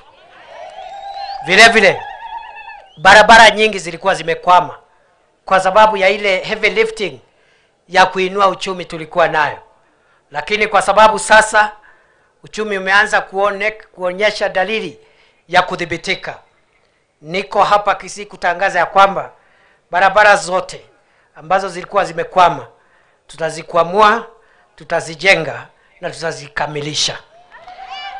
Iko already mahali, kwa sababu barabara ni nyingi hapa Kisii na time imeenda, nataka kumalizia. Iko barabara ambayo contractor amerudi, alikuwa ametoroka kwa sababu pesa yake ilikuwa imechelewa, kwa hiyo sababu ambayo nimewaeleza. Barabara ya Nyabigene kwenda Nyamarambe 23 kilometers 880 million. Contractor amerudi kwa sababu amelipwa ile kazi, na kama hajafika ako njiani, kwa sababu most contractors walituambia wakati kunanyesha tungengojea kukauke kidogo. Amefika ama hajafika? Amefika bado? Kama hajafika, amefika mheshimiwa? Ya, kama amefika sawa, kama hajafika atafika. Amelipwa deni yake na ameamrishwa akamilishe hiyo barabara. Vile vile Nyabigena, Matangamano, Esaka, Nyamarambe 10 kilometers 532 million. Pia hiyo tutaishughulikia. Iko Kamagambo kwenda mpaka Kenyenya, pia hiyo kilomita 10 800 million. Pia tumerejesha contractor. Mahali tumewachwa, na hiyo ndio message ule vijana walikuwa wanaongea hapa. Najua hapa kuna barabara ambayo ni muhimu zaidi, na hiyo mumesema serikali yenu kunyesha kusinyeshe, kulia kushoto, mbele nyuma, juu chini, lazima tuweke pesa mwaka huu na tuanze kuweka lami katika hii financial year inaanza 1st of July. Si mmesema hivyo? Etago, Ekena, Ekona, Gateni, Nyamaiya, tuendelee na hiyo barabara, tuweke lami hiyo barabara. This budget which is being finalized between myself, because the president has already given directives, myself na wabunge wenu, tutahakikisha kwamba hiyo budget will not be affected. Hata ikienda bunge, kina Usoro watailinda, kwa sababu hii barabara iko katika hiyo budget. Ndio kutoka 1st of July tuanze kutekeleza ujenzi wa hiyo barabara. Mimi kwa leo na wasi kwa heshima kubwa wananchi wa South Mugirango na wasi wananchi wa Kisii, my fellow countrymen, Niongee ukweli nisiongee? Niongee nisiongee? Naomba kwa heshima kama ndugu zangu. Si mnajua jamii ya Wameru, jamii wa Kisii ni jamii moja. Si hata lugha ni the same. Hata mambo ingine hapa sitaki kutaja, the same. Si ni the same? Ile maneno si ni the same? Kwani umejuaje? So mnajua naona wazee wanajua, lakini hata akina mama wanajua, si the same? So mimi nataka niseme hivi, nataka niseme kwa heshima, tunaomba kwa heshima. Itakuwa hatari kwetu, kwa nchi yetu, tukijiweka katika kampeni za mapema. Tungojee tu kidogo, siku ya kampeni itafika.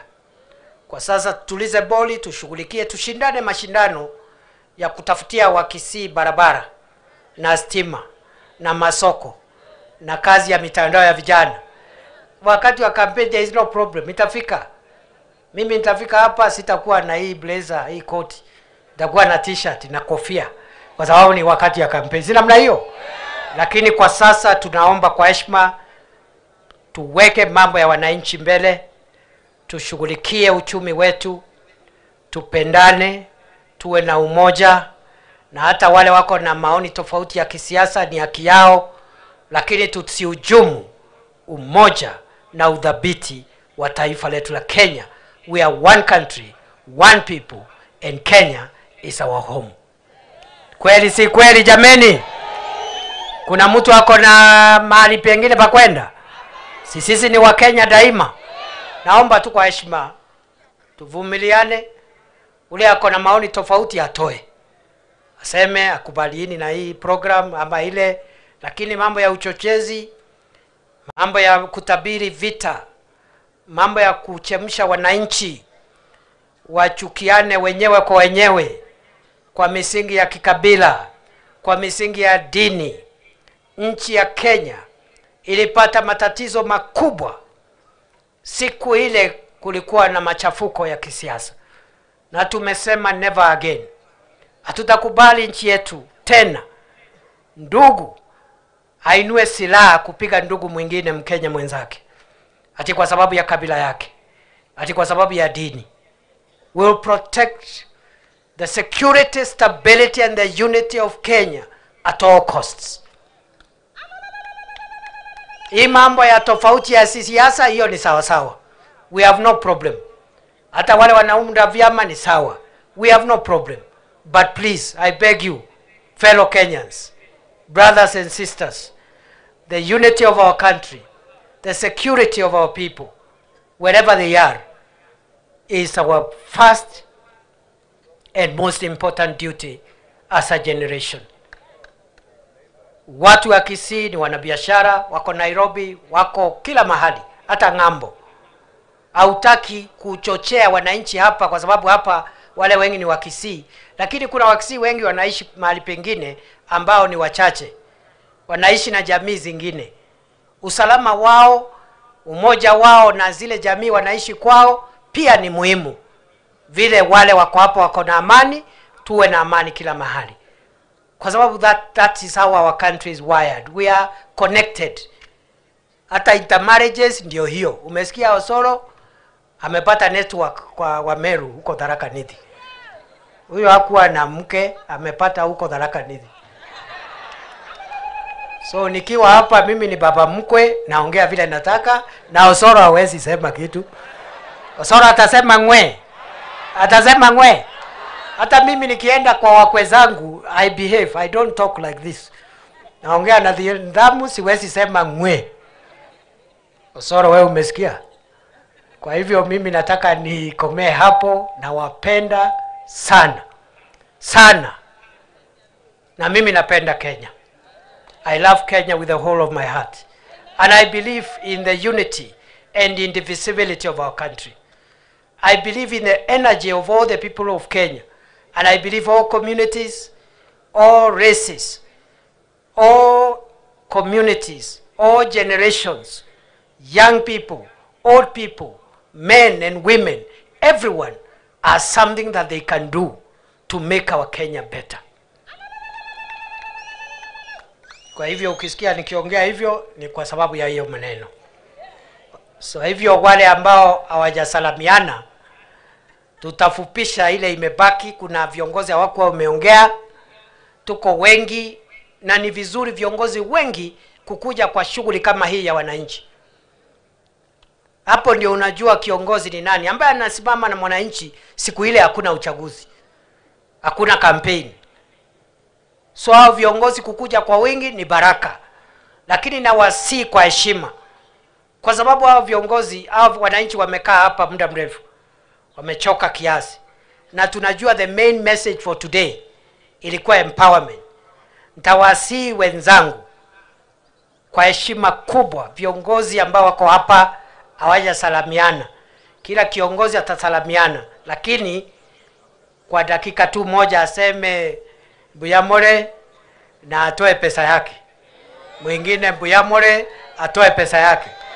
Si namna hiyo ndio tumalize in 20 minutes ama namna gani? Kwa sababu tukikaa sana wananchi watachoka, au wananchi labda mvua itakuja, labda wangetaka kwenda kazi zao, tusiwachukulie siku nzima. Na naibu wa rais aende sehemu nyingine pia, kwa sababu Kenya pia si ni kubwa. Si mngetaka nitembee kila sehemu ya Kenya? Na hapa Kisije nitembee, nikuje kuangalia soko na hiyo barabara ya Etago. Hiyo mmesema hii nikuje kila wiki, kila mwezi? Nikuje nisikuje? Nimekaribishwa. Wacha nione wale wanakaribisha Deputy President hapa. Bas, wakati nakuja hapa, nimetoka sehemu ya Kakamega, nikiwa njiani nimepigia mdosi wangu, kiongozi wetu wa taifa William Ruto, simu. Nikamwambia, rais, sasa naelekea kwa wale watu wako wapendwa wa South Mugirango kule Kisii. Je, utanituma na salamu? Rais ameniambia mambo mawili. Ameniambia niwasalamie na anawapenda mbaya sana. Anawapenda kabisa, na amewasalisia mia kabisa.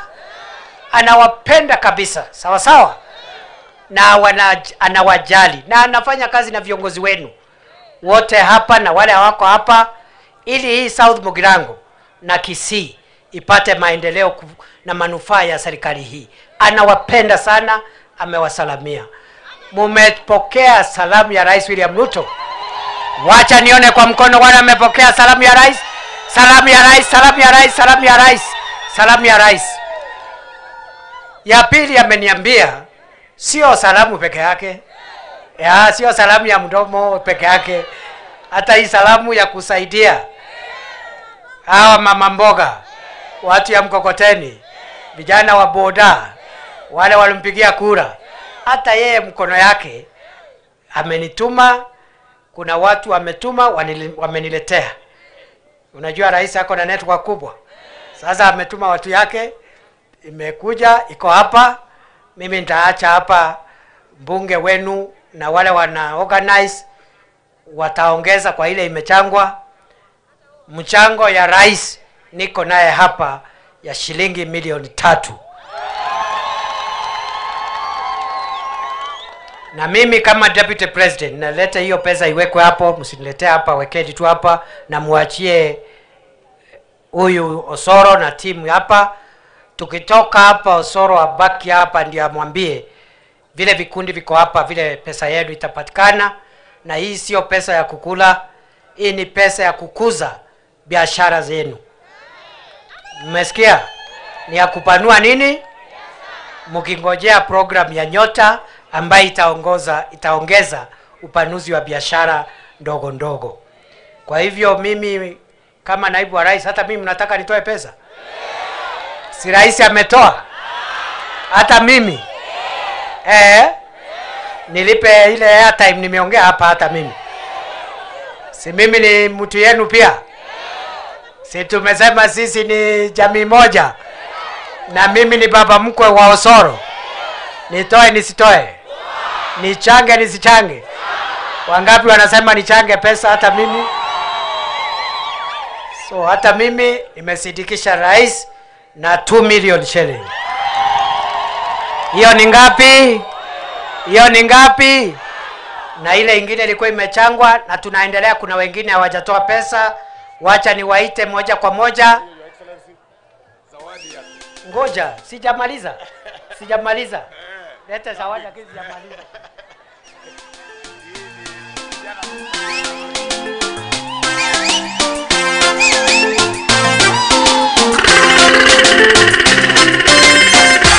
Nina sababu za kusema uongozi Kenya kwanza. Nina sababu za kusema uongozi Kenya kwanza. Viongozi wanaopenda amani nchini Kenya Kenya kwanza. Viongozi wanaopenda kila mtu nchini Kenya Kenya kwanza. Kufufua uchumi kote kote nchini Kenya Kenya kwanza. Kuleta umoja kati yetu nchini Kenya Kenya kwanza. Nina sababu za kusema uongozi Kenya kwanza. Bas, tuendelee tusiendelee? Wale ambao hawajaongea nimewasihi tusiongee mrefu. Wacha niiste former member of parliament Mason Nyamwea aseme jambo. Huyu Nyamwea alikuwa my client. Ni mwanasheria, ni ndugu yangu. Aseme jambo na atoe pesa yake.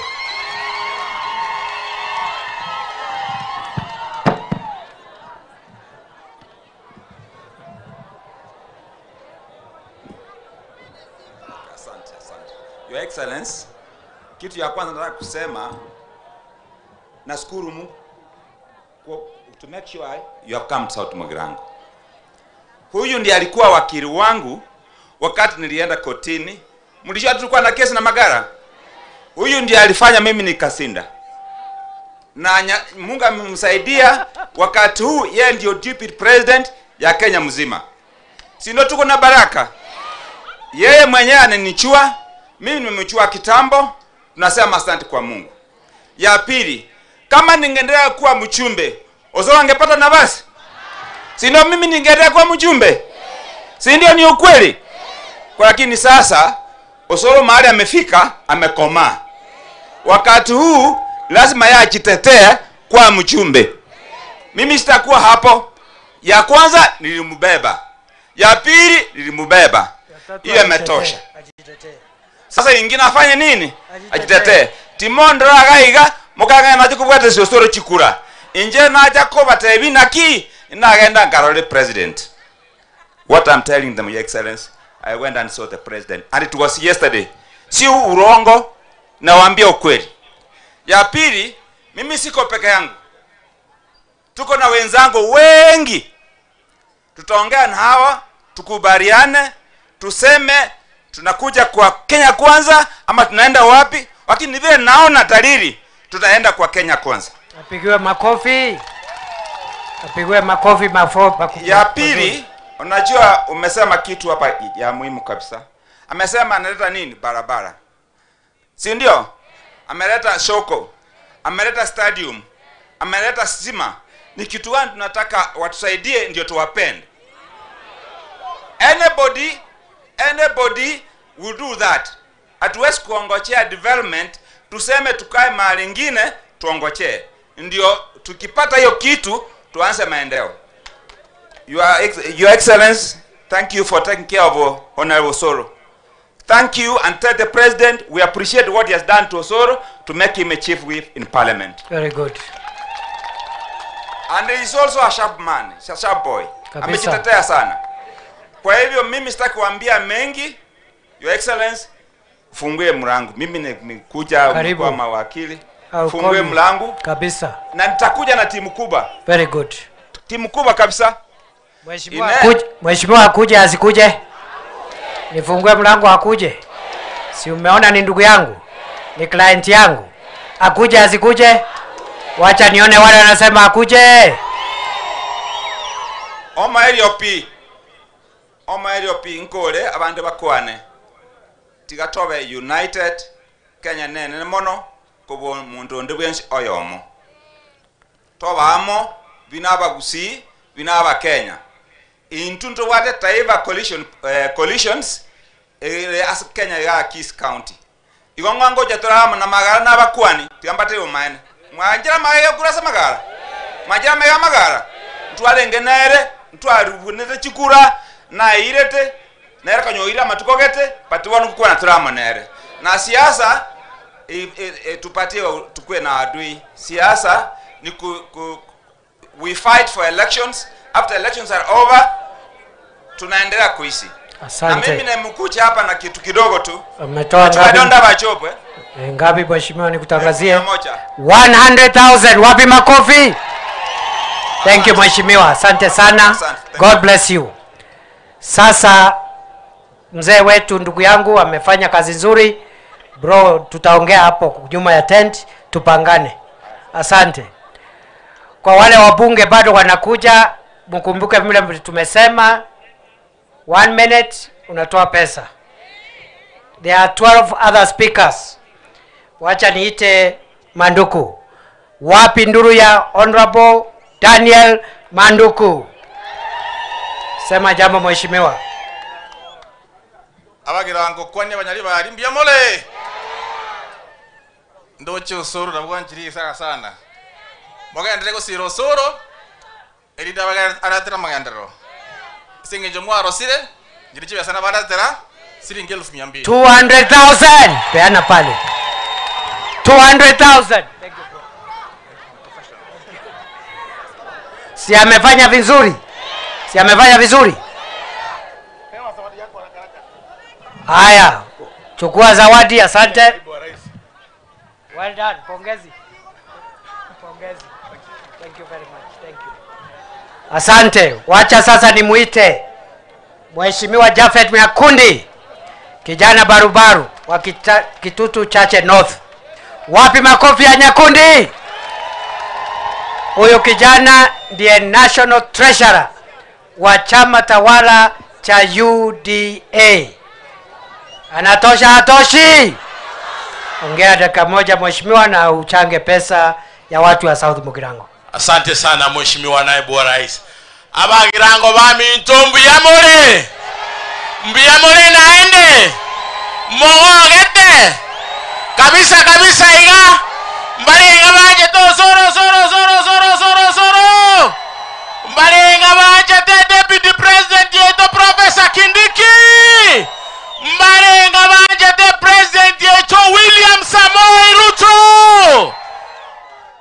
Abantu baminto etwa chirega iga esenge nchiyoko bwatrana nainu intu liritwarenga koligie serikali twarenge no mwana oyo minogoro kwosoro gaiga etwa tebetenga goika ega siari twa etu tobakorere negento gya kabere etwa tebetenga abantu ababalense kina mama bali bakoni chingeni aba murabaito boda abantu babuate ebyasare bikebike goika toche tubabuate si toche tobarusi korunsa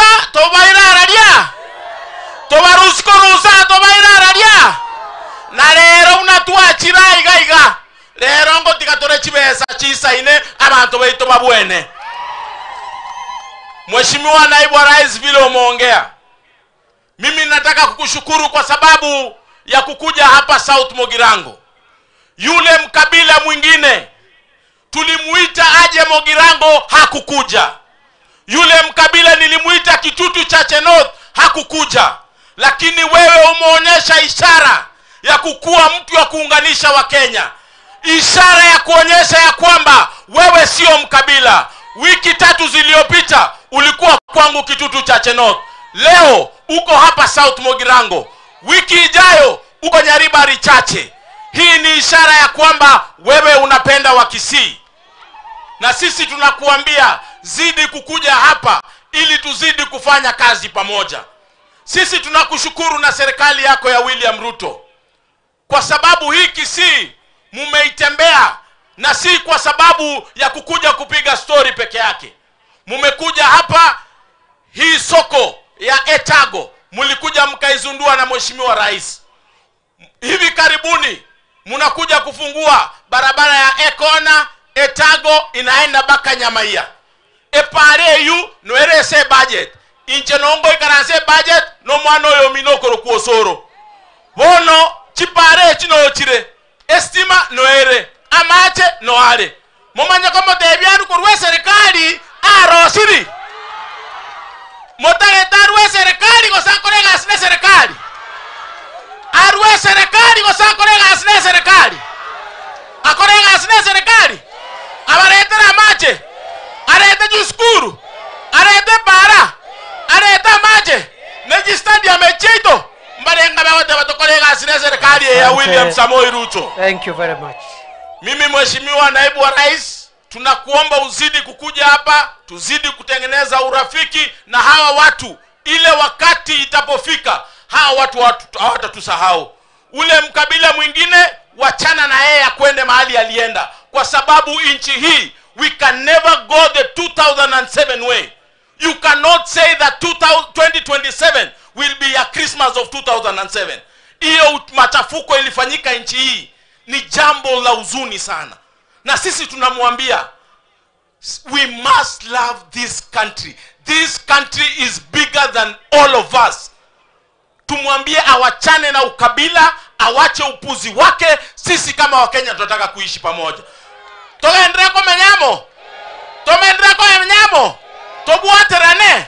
Tokorega asiamo. Omondori ngakimoko debi akoreki. Omondori akoreki. Mimi ninatoa contribution yangu ya 300,000 Kenya shillings. 300,000. Alafu wapi makofi 300,000. Alafu pia yes, nilitumwa na mheshimiwa cabinet secretary wa Ministry of Education, Mheshimiwa Migosi. Hakuweza kuwa hapa, hako ngambo, na PS wake pia yeye amenipatia 500,000 Kenya shillings. Yote ni 1,800. Thank you very much. Thank you very much. Thank you. Zawadi.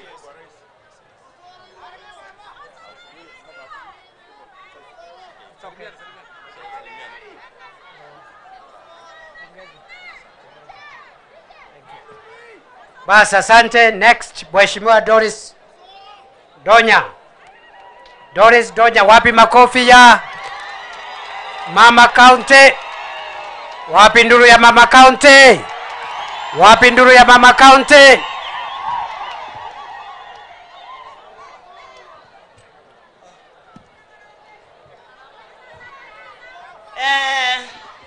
Chisweetheart. Mora itababu ya chisweetheart. Chibaby. Mbuya mole. Abagaka baitombi ya mole. Abangina mbia bako barugera. Omongina no ibwe chinguru. Your Excellency, welcome to Kisii. We are very delighted for what you've done today, what the government is doing for Kisii County. We have decided to work together so that we help our people. Kisii County, as a woman rep, I have only 7 million shillings in the constituency. If I become Your Excellency and work alone, we cannot help our women as we are helping them today. Also, the Omogusi people, Mbanto kiba menyete kenyengima. Ekera na rengegesa 2007. Ebinto tuatangase te korwe radio. Igo tuakumeti. Togai tukoru Molo. Togai tukoru Nakuru. Togai tukoru Kisumu. Monyorete. Abagusiba minto monyorete. Motagete togende nsereyo. Omo murori orenge gokwana. Inga December suku kwa bantu baitu elia kabere. Oliga atindete. Enya sora nywete. Tama etie kiaokora. Gasha walikunywa bangi. Akasema 2027 election kutakuwa na vita. Hiyo bangi anavuta, avute kutoka chini. Namna hiyo. Awacha ujinga. Asante, thank you. Ya mwisho. Hiyo ni bangi. Alivuta. Asante, asante. Your Excellency, ya mwisho. Leo umepea Osoro zawadi ya barabara. Umesema unaenda kumuombea. Mimi ni shule iko hapa. Barabara naona umempea 400 million. Mimi naomba tu 5 million. Tuweke bohol kwa hii shule. 5 million tu. Si kitu ingine. Umorocho Osoro hiru chansi. Bono na inche monga nchere. Ndomo chango no 200,000. Asante sana. 200,000. Wapi makofi ya Doris Donya? Vile Mheshimiwa Donya ameomba, tutajenga bwaho ya hii shule ya 5 million shillings. Si namna hiyo? Tuendelee tusiendelee? Asante. Asante. Hapa sasa nimuite Mheshimiwa Cynthia Muge, Women Rep for Nandi. Dakika 1.5 Mheshimiwa.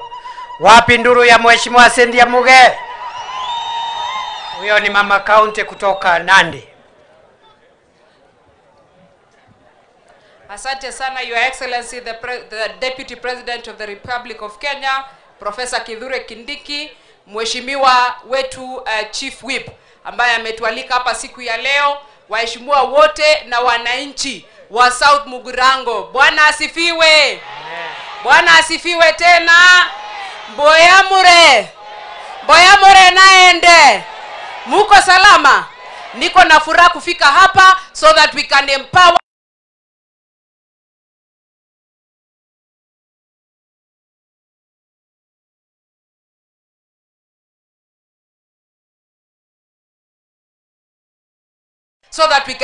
women. Ya pili, tumekuja hapa tuweze kuhubiri habari njema ya serikali ya Kenya Kwanza. And we have not only come here to tell you the administration of Kenya Kwanza is working, but it also has a proper leadership in the President of the Republic of Kenya, Daktari William Samoei Ruto. Mtu ambaye ni ndume kamili. Ndume ambaye iko na mbegu ambaye kisimama barabara ya Ekona hadi hapa Etago inakamilika. Ndume ambaye kisimama unasikia soko 21 inajengwa Kisii. Ndume ambaye kisimama munasikia waziri wa education ako hapa Kisii. Ndume ambaye kisimama anajua ya kwamba we must empower women and persons living with disabilities pamoja na vijana. Huyu anatosha atoshi? Na hapa nyumbani muko na ndume proper pia. Mtoto ya Simba, si mtoto ya Simba ni Simba. Anaitwa Osoro, ambaye akikohoa anapata 100 million ya kujenga stadium. Huyo si anatosha? Osoro anatosha atoshi? Ya mwisho, Your Excellency Deputy President, tunataka kusema asante because you are a true supporter of His Excellency the President. Ule mwenye alitoka alikuwa masaibu ya rais. Wewe sasa ndo naibu wa rais. Shikilia hapo tuweze kusonga mbele pamoja. Nimekuja na shilingi 1,100. 100,000. Wapi makofi? Hiyo mama ameongea jameni. Honorable Lilian Sioi, pole. Before Honorable kuje tatupiga sinema. Cynthia, kumbe uko hatari. Cynthia. Mheshimiwa Lilian Sioi, Women Rep Trans Nzoia. Wapi nduru ya mama Sioi? Mama county wa Trans Nzoia. Dakika 1.5 Mheshimiwa. Asante sana na utoe pesa. Wandu bami ntombio bayamone. Bwana Yesu asifiwe. Mimi naitwa Lilian Sioi, mama county Trans Nzoia, na mimi nimefurahi mambo yote ambayo yamesemwa hapa. Lakini kuna tu jambo moja nataka niende direct kwa mambo ya ukabila. Sisi kina mama tuko na ukabila? Tuko na kabila kweli? Mimi hata ukiuliza naibu wa rais ajui kabila yangu. Kwa sababu mimi mwenyewe nimeintroduce kabila yangu mpya ambaye mimi ni Mkenya. Kuanzia hapa kwa shingo kurudi chini, mimi ni Muluya. Na kuanzia kwa shingo kurudi juu, mimi ni Mkalenjin. Kwa sababu mimi ni Mkalenjin, nimeolewa na nani? Na Muluya, si ndio? Kwa hivyo mimi nataka niseme, hiyo kuna kabila hapo kweli? Hiyo kabila tunaweza ita nini? Si ni ngumu? Kwa hivyo mimi nataka niwaombe kina mama ambao mko hapa.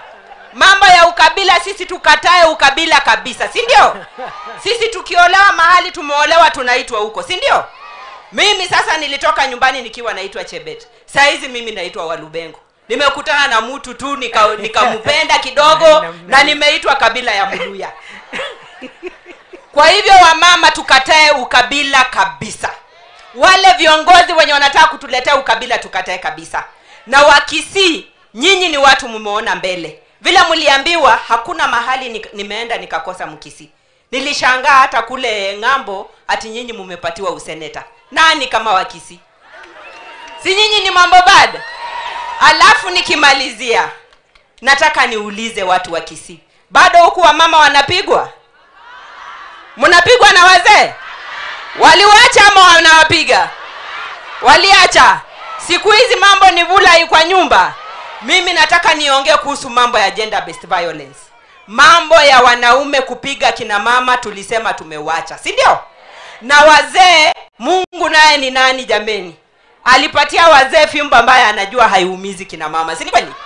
Na hiyo fimbo ndio tunataka wazee watumie. Muache mambo ya kupiga kina mama na fimbo ambayo hamukupatiwa. Na ikiwa mtatumia hiyo fimbo, si mambo itakuwa mzuri? Si mambo itakuwa mzuri kabisa? Upendo itaongezeka kwa nyumba. Sisi tunataka upendo ikuwe, mambo ya kupigana, mambo ya kuchinjana, hiyo mambo ishe kabisa. Na kwa hayo mengi na machache, nataka pia niwaambie mambo ya kukeketa kina mama muache. Kule ambako natoka waliacha kukeketa kina mama. Kwa sababu tunataka kina mama wakuwe natural kama vile Mungu alipenda wakuwe, si ndio? Wabaki vile, tuachane na kukeketana, tupende kina mama vile walivyo kwa sababu Mungu alituumba tuwe hivyo. Asante. Kwa hivyo kwa hayo mengi na machache, na mimi pia nimetembea kusupport kina mama na bodaboda na 1,100. Apigwe makofi.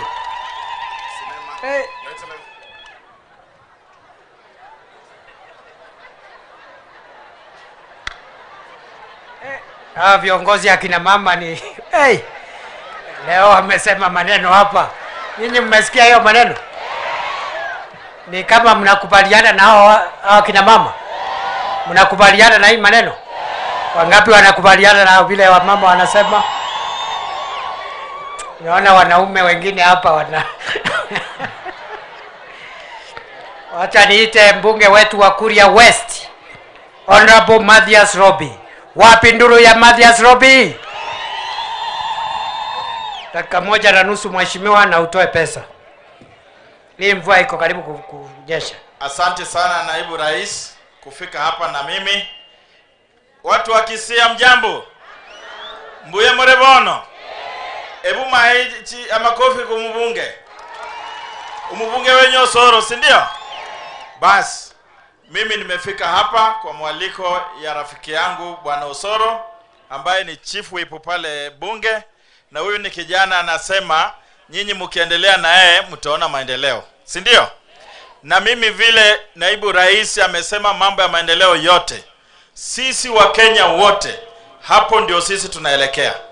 Na nataka kuambia yule ambaye anataka kuunganisha nchi ya Kenya kwamba yeye tulimpa nafasi kama wa Kenya akashindwa, na alishindwa kwa sababu ya kuleta mambo ya ukabila, si ndio? Sisi tunataka kuwa na upendo. Nimesikia wamama hapa wanasema upendo.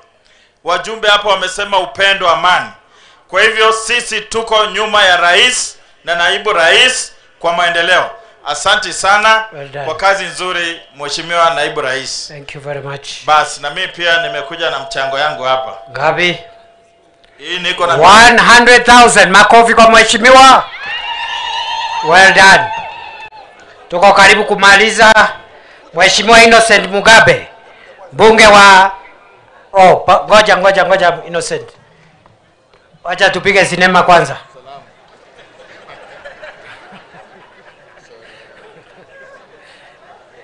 Sinema imekwisha. Innocent Mugabe, mbunge wa Likuyani kule Kakamega. Wapi nduru ya mheshimiwa Mugabe? 1.5 minutes na utoe pesa kwa watu ya South Mugirango. Asante sana naibu wetu wa rais. Watu wa South Mugirango hamjambo? Bwana Yesu asifiwe. Vile meelezwa, mimi naitwa Innocent Mugabe. Mimi ni mbunge wa sehemu inaitwa Likuyani. kule Kakamega. Na pia huko hii ndugu wenu wa Kisii wako huko wengi. Hata mimi msaidizi wangu anaitwa Mayaka. Hiyo ni jina ya huko?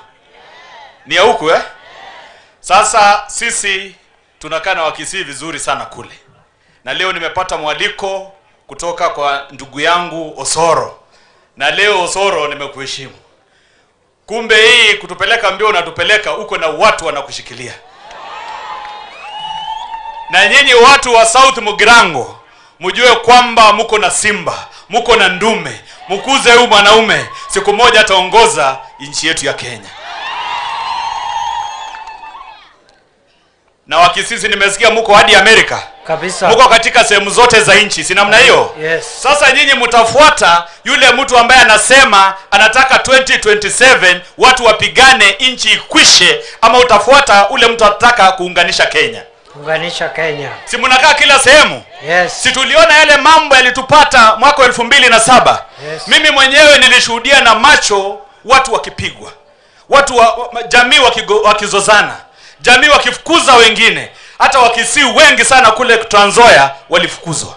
Tunataka hivyo? Hapana. Sasa yeye ndio tunataka tufuate? Hapana. Na yeye anakaa pale kwa mlima na hajui kwamba watu wa hapo mlima wako sehemu zote za Kenya. Yeye anataka kuletea watu yake shida ya bure. Pale mlima kukwangi na post election violence ikitokea. Sasa yeye mbona anataka kuchochea Wakenya wengine wapigane? Kama ameogopa hii mambo ya kura, akae nyuma, si namna hiyo? Yes. Kazi ya kura ni uongee na watu, waambie sera, wakupe kura. Lakini ukianza hii uoga, umeanza hii na matusi na kwenda kwa TV sijui na wapi, ati unasikiza ground. Hapa ndio ground. Hapa ndio wapi? Ground. Ground ni kwa radio. Yeah, kuweka fitina na kuchochea. Asante sana watu ya South Mugirango. Pia mimi nimeleta mchango wangu wa shilingi 100,000. 100,000 makofi. Iko sinema. Sinema ya Osoro.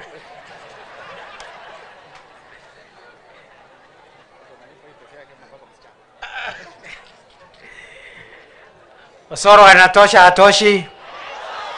Osoro anatosha hatoshi? Wangapi wanasema Osoro, Osoro, Osoro, Osoro, Osoro? Wacha niite mheshimiwa jirani. Anaitwa Alpha Miruka. Hapa Nyamira hapa. Kisii, sorry. Nyamira ni Mogaka. Ni Steve Mogaka. Steve Mogaka ndio wa Nyamira, hapa pole. Hapa ni Kisii. Najua wewe uko nyumbani. Wapi makofi ya Alpha Miruka? Hiyo makofi haitoshi na nduru. Wapi nduru ya Alpha Mogaka? Biyamole. Mama yato muroyo. Ngakiakorokwa. Omwana opasa ni bogati. Nyinyi ni watu wazuri sana. Your Excellency, let me tell you, you are at home. Feel at home. Kuna vigogo tunasemanga Kisii hapa. Kisii iko na county 3. Kisii, yes, Nyamira na kuna Gucha. Yes. Sasa Gucha mimi na Osoro ndio vigogo. Na sisi ndio wenyeji wa hii serikali. Hii naambianga watu hivi. Wenye wanajaribu kutafuta serikali ijayo, wacha watafute. Lakini sisi tuiunda serikali ndio tuko sahihi. Na tunafanya nini? Maendeleo. Ukweli ama uongo? Mwanje to Osoro lakini. Amaene. Mwanje to Osoro mwana takana tari wapi? Mwamotigire wasema ndio kwa manere. Moche mwana ende. Amaene. Mama etonga kiakorokwa. Kidure ongeza professor. Anaitwa professor, our able deputy president. Fanya hivyo. Our current rais alianzanga hivyo, is now the current president. Huwezi jua mambo ya kesho. Huyu jamaa mpole, nampenda. Sasa next Bomachoge, jirani hapa. Kuna mimi na Osoro tuko tamu yetu ya pili. Tamu ya kwanza Trans Nzoia ilikuanga na mbunge wa wanawake na alikuanga na maneno mazuri. Alikuanga anasema juu ya utamu. Sijui kwa wapi. Laundi hii tena wako na county mwanamke anasema juu ya sasa sijui ni fimbo gani. Batoro najua. Amesema kitu yenye nyinyi mnafanya nini? Mnaelewa. Ndio baki. Hii serikali tulioko saa hii, wacha niwaambie, wakaaji wa South Mugirango, hii serikali imetufanyia mambo mengi sana, mimi ya Osoro na Chaveti.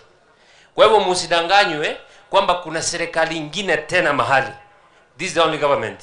Just wewe fanya kazi na hii serikali, mengine yafuate baadaye. Na hii Kenya ni kabila moja. Kenya inaitwa kabila ya Kenya. Mimi ni Mkenya, mimi si Mkisii, mimi si Mkuria, mimi si Mkikuyu. Kwa hivyo wenye wanaongea mambo ya ukabila na Ukikuyu, Kisii, hao si wa Kenya. Sisi ni kabila moja. Another thing, hii siasa si ya roho, ni ya mapua. Unaongea leo, mkikosana kesho unasa. Hapana, kaa na siasa kwa roho. Unakaa kama siasa ndio maisha yako. Unakaa na machungu kila wakati. Pole sana. Okay. Thank you very very much. Mimi much. nasema Your Excellency, wewe kanyaga kazi vizuri. Machoga is next. Is next. Tunajipanga vizuri, hatuna maneno. Asante. Akesa ya make. Yeah. Moko manyasi Nyasaye. Lakini kuna kitu moja Your Excellency anifurahishi before nitoe pesa. Yeah. This broad based is the best government. Yeah. Lakini our partner anaitwa Baba. Yeah. Yeye anasema CDF ni mbaya. Hajui hata governor ni mwanasiasa amepigwa kama mbunge. Yeah. Mbunge simumpigia kura. Governor je? Kwa hivyo tena ukiuliza wananchi kazi yenye wanajua inaonekana ni ya CDF. Ukweli ama uongo? CDF ikae kuwa CDF. Mbarikiwe sana. Thank you very much. Nimetoa 1200. 200,000. 200,000. Wapi makofi ya mheshimiwa Jameli? Asante. Sasa unaongea Kikisia hapa, nasikia kila kitu. Si Kimeru na Kisii ni lugha moja? Hapa Kisii sijui nani alikuwa ndugu mkubwa, alikuwa ndugu mdogo, sijui ni nani. Lakini hapa Kisii nasikia wanasema Mumeru akiwa mdogo ni Mumeru, akiwa mtu mzima ni Mkisii. Na pale Meru wanasema Mkisii akiwa mdogo ni Mkisii, akiwa mtu mzima ni Mumeru. Umesikia hiyo maneno? Sasa sijui nani elder brother, nani younger brother, lakini ni brother anyway. Kisii ndiye ndugu mkubwa. Mlitorokea wapi? Wacha niite Honorable Steve Mogaka. Wapi nduru ya Steve Mogaka? Thank you, mheshimiwa. Abantu baminto n'abakwanira imbuya more. God is good and all the time. Thank you so much, Your Excellency. Rafiki yetu Kibet Faruk na wabunge wenzangu, mimi nimetoka Nyamira County na salamu za watu wa West Mugirango. Mkobu hata mole ama igaba abagirango baro moro. Na wamenituma na ujumbe 3. Ya kwanza, Mheshimiwa Osoro, government whip. Mimi nimeambiwa na watu wa West Mugirango na Nyamira yote, hapo kwenye rais amekuweka kwa niaba ya Wakisii, usibanduke, kaa hapo na angalia mbele, tuokoe jamii ya Wakisii. Ujumbe ya pili, na kwa ruhusa yako naibu wa rais, Abakisii tikatoteba ni amanyene. Abantu mbale batagete gotobanga kogenda buna bali bachiete gokwera shakaola gaki mbura twensi ngwakana tole bango. Serikali toko bango, serikali kitari yeye. Tomanye gwakane bango torwo.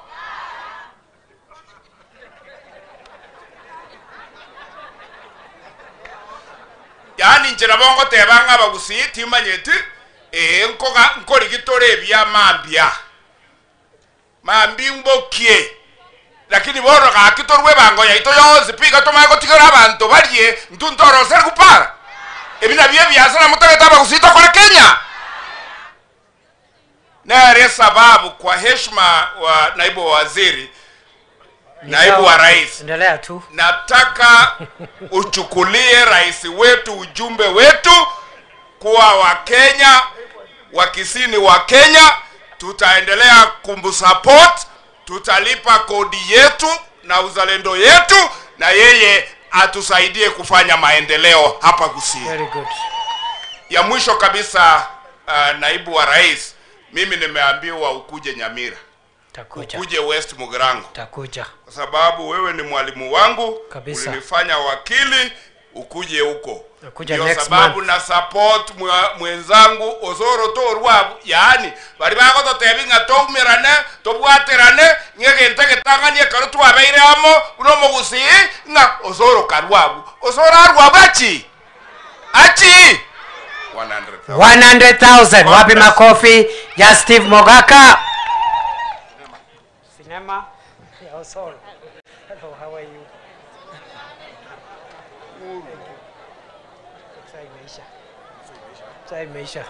Imeisha. Bas, wacha dakika moja. Iko mheshimiwa anaitwa Joshua Ondora. Dakika moja tafadhali. We have finished. Tumemaliza. Ni MCAs tu watakuja hapa muwaone ule local MCA atufungie mkutano. Lakini pia kuna directors hapa watatoa pesa. Yes, mheshimiwa Joshua, haraka tafadhali. Thank you so much, our Deputy President. Wandami Ntombi Amole. Ngoro kingo koboko go Osoro like this. Osoro twale koria. Kindi kitwale koria. Natonya twale koria. Ababunge mwale korigi mbanyorati. Mangu yangu ni machache tu. Your Excellency, jana tulikuwa State House. State House tariye ichiro yaliyo siri. Na ntwabwata very candid conversation with our head of state. Na ande gato tebetiga wakati tuliingia hapo. Alituambia kwamba mimba na kitambi ni bidii ya mwanaume. Igomonyi wete. Aba nginobo litobori muko bogoria ni bidii ya nani? Na mwanaume ile kitambi ambayo mnaona nakuwa nayo ni bidii ya nani? Igo mwanyugule. Inche nataka ko batebye gentekemo. There is a lot of excitement kuzingo mwana itonkori yare kirogo. Ukweli ama si uongo? Igo bono tulimie sitima ngankori gitore kirogo. Nga yani abangi nanto bakorera magendero because toganyite litorori bwate mbegu. Engakie yego ikangoja tole. Na vile Deputy President amesema wakati hiyo ikifika uchaguzi sio phenomenon mpya. Tutakuja kama kawaida. Na tutaki tulete president hapa, the head of state, akuje kupiga siasa ambaye hakasi ya kufanyia. Tunataka president akuje hapa kama vile ametuma deputy wake, akuje kukagua maendeleo ama miradi ya maendeleo ambayo alifungua. Na la mwisho, Bwana Deputy President, hii kijana yetu Osoro, unajua ameiba msichana kutoka kwenu. Amechukua hajaiba, tulimpea. Sasa ile ambayo ninakuhakikishia na kuambia ya leo. Hata amelipalipa sio vile nilisema. Mwezi wa Agosti. Nilisema tu ni kumaliza hajamaliza. In August ambayo hii tunaenda. Yeah. Mimi na wasi tunaitwa bagake bichi abanyanyimbo. Tunakuja kuleta mahali. Very good. I'll be one of those guys wala wazee 5 ambao watabeba Osoro kwenda kulipa omotake tena ande toruo mosubati. Utanipata hapo. Motake toruo makungu. Wo majumbe. Osoro yango kotebie gentekemo. Abwa sobete tebeta kabisa. Arusi koseta arusia. Akibete kabisa koseta akibeta. Ya gente kitorusi ime. Bas. Cosmo Choi. Iko na rafiki anaitwa Cosmo Choi. Mnajua Cosmo Choi? Iko rafiki yangu anaitwa Cosmo Choi, dakika moja. Umetoa pesa ngapi? 20,000 shillings. 20,000 makofi. Wapi nduru ya Cosmo Choi rafiki yangu? Bas. Dakika moja na nusu. Yeah, thank you. Unajua naweza sema Kazimo baby, Kazimo easy kazi. Mwanaume kamili, mwanaume tosha. Mumefurahi kuniona hapa? Munaniona kwa mtandao sana, si ndio? Mimi niko na historia kubwa hii Kenya. Rais William Samoei Ruto ni rafiki sana. Alikuja ng'amba, watu wakasema hata kanyaga Amerika akiwa deputy president. Alikanyaga mwenye alimkaribisha siri mimi. Mnajua hivyo. Arabu huyu tunapendana sana. Huyu ni ndugu yangu, hata nikimpigia simu kama achukui ananiita pak. Tunapendana ni kama tulisaliwa na mamangu Bilisikira. Ya pili huyu Osoro ni semeji. Yeah. Mama ya watoto wangu tumemtoa hapa Muma. Mama ya wasichana yangu wale wasomi kwa 4. Si mimi ni semeji yenu hapa? Huyu Osoro ni mwanaume. Wacha niseme. Leo nimekuendorse 100%. Utarudi hapa na nimeona watu wanakupenda. Hii watu yote sikujua kama unapendwa kama pesa hivi. So wacha niseme hivi. Mimi nilisema Ruto atakuwa rais, akakuwa. Nikasema ndugu yangu atapata na atapata. Second term ya William Samoei Ruto obvious 60% tunashinda. Wakiwa na ndugu yangu. Osoro South Mugirango amchabeba bendera. Mbele ya Mungu mkimchagua second third term tutakuwa na by election, yeye atakuwa minister abeberusha bendera hapa. Mtamchagua ama namna gani? Mtampigia kura. Kazimo baby, Kazimo easy kazi. Haya Kazimo. Keep chumba choi mwenyewe. I approve this message 100%. Ndani mpaka ime. Pigieni makofi. Unajua mimi sio mbunge, ninatafuta kiti ya ubunge Mbakazi East. Nimekuja tu na 25,000. Thank you very much. Naomba advisor wa rais mambo ya political affairs Charles Matoke, dakika moja. Advisor wa rais William Ruto for political affairs Charles Matoke, dakika moja utoe pesa tuendelee tukufunga mkutano. Lero ndero bakungu tigatokwane. Mheshimiwa Naibu wa Rais, itifaki ikizingatiwa, jina langu ni Charles Choya Matoke. Mimi ni mshauri wa rais katika Ikulu na mimi ndio kitinda mimba wa rais kutoka jamii ya Wakisii. Nimepewa kazi kama mwezi uliopita, kwa hivyo sisi tuko ngangari katika serikali na inda abantu baminto mwanje to Osoro. Osoro abagirango takwegimeria Osoro na into abagusitu ensi pikisi county egimanto tageto Osoro toigwana ine igomo igwete nkingoteba omogirango no munyari bari barabwata nengi kerabe kwa igure igo Osoro achiai. Basi asante sana Mheshimiwa Naibu wa Rais, mimi nitatoa mchango wangu wa shilingi 50,000. 50,000 shillings. Makofi. Thank you very much. Sasa kwa heshima kubwa naomba MCS wetu wote wakuje hapa, na kwa niaba yao MCA wa hapa atasema kitu na ataje wenzake majina peke yake. Wapi MCA wa hapa? Ni sawa. Sema kitu na useme majina ya wenzenu. Our Deputy President, our members of parliament and other leaders, na wananchi, habari zenu? Asante sana Deputy President kwa kufika hapa. Hii ward inaitwa Chitago Boravu. Ule amechelewa kidogo. Mimi nimechaguliwa na chama cha UDA. Nimekuja kumwakilisha mbobe na akolile. Mbia mono na ene momo tebi ocha sawa raibale mbia mono. Thank you. Naitwa Celestine Oriango. Haya, asante. Jina? Naitwa Edna Kwamboka. Thank you Kwamboka. Dolphin Buari Obuari Buari. Asante sana. Tupige sinema. Tuweke katikati. Na pesa iko wapi? Very good.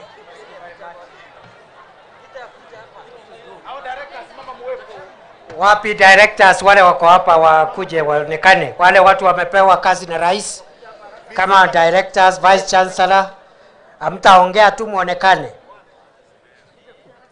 Osoro ataje majina yenu. Mention the names. Tumalize hii kazi. Taja majina yao. Na ile just the name and the board you are in. Uko board gani? Kenya Re. Kenya Reinsurance. Dr. Zakaria Yenda, Kenya Re. From Maro. Kutoka Maro. Dr. Willy Somoyo, Joust Council Member. Lilian Mogendi, NTSA Korutabaka, South Mugirango. Professor Nathan Ogechi, Vice Chancellor Kisii University. Edna Kangwana, Council Member, University of Kabianga. Jared Ongwae, Water Resources Authority. Purity Kirera, Bomas of Kenya. Good. Fantastic. Thank you very much. Watoe wasitoe. Watoe wasitoe. Wachange wasichange. Wangapi wanasema wachange, wachange, wachange, wachange. Hamna bahati, hamna bahati. Kwanza nyinyi ni wadosi. Yeah, thank you very much. Asante sana. God bless you. Professor Nathan Ogechi. Huyo tulikuwa tunafundisha na yeye kule Moi University zamani. Kumbe siku hizi wewe ni DVC. Ni Vice Chancellor wa Kisii University. Umekuwa mdosi. Thank you, Professor. Bas. Hiyo utachukua zawadi baadaye wewe Osoro, my brother. You've done a good job. Osoro amefanya kazi hajafanya. Ngoja, Osoro amefanya kazi hajafanya. Osoro anatosha hatoshi. Si ndio kazi ya mbunge ya kutafutia watu yake? Wanapanua biashara zao. Wangapi wanaunga mkono Osoro hapa? Ile pesa ambayo tumetoa 9,400,000. 9,400,000. Pigia Osoro makofi. Well done, well done. Bas, ngoja kwanza sasa tusimame tuimbe national anthem. After the national anthem, wimbo ya Kisii hapa ndio itatutoa hapa ya hapa nyumbani. So ngoja kabla mtakuja kwa stage, naomba tusimame kwa wimbo wa taifa. MC. Asante sana Mheshimiwa Naibu wa Rais. Kindly walimobegete chikofi torusi. Kabla hatujaimba wimbo ya national anthem vile tumesimama, watu wa South Mugirango, mmefurahi ile kazi imefanyika hapa leo? Niulize swali la pili. Mnaunga mkono Rais William Ruto? Mnaunga mkono serikali? Mnaunga mkono Osoro ya ukweli ama ni hivi hivi? Are you sure? Nirudi siku ingine? Rais arudi? Munanituma swali ya mwisho. Munanituma na salamu kwa Rais William Ruto. Salamu ya ukweli. Wacha nione ishara ya mkono wale wananituma. Wale wananituma. Weka mkono juu, weka mkono juu. Weka mkono juu wale wananituma. Salamu ya Rais William Ruto, asanteni sana. Wacha wimbo wa taifa, alafu wimbo ya Kisii hapa, ya hapa nyumbani, tufunge mkutano. Asante sana. Asante, tafadhali tusimame imara kila mmoja. Natumai tumetoa kofia. Kole ngi mwarusi lichikobi elinde tonyore a national anthem. Studio tafadhali.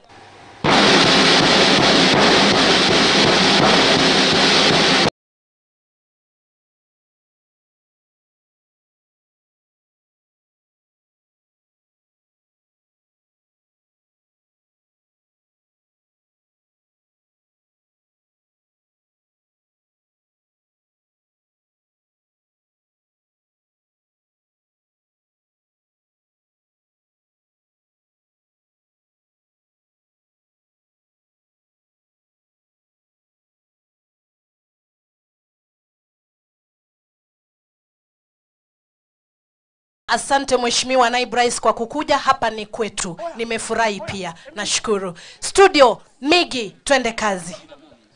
Check tupa. Haya twende namna hii kila mtu.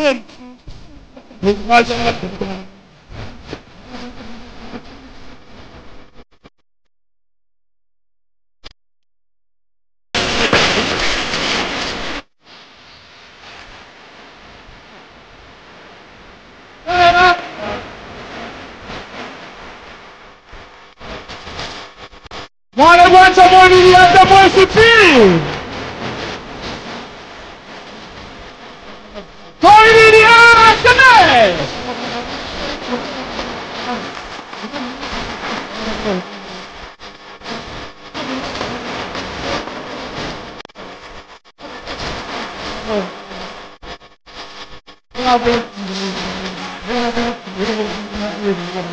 Kama makabara mmoja mmoja tabara iwaito. Sasa tu. Yoka niga mapwani.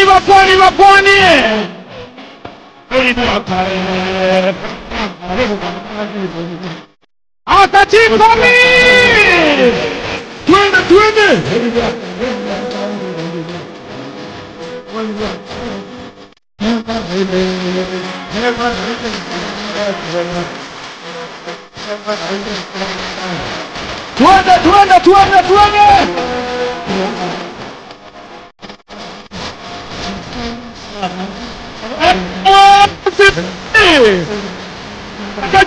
Weka juu vizuri. Bankwane mwenye mwato mwoko.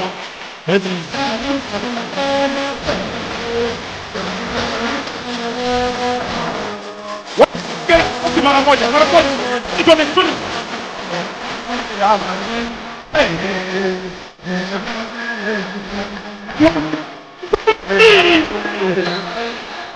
Tambo.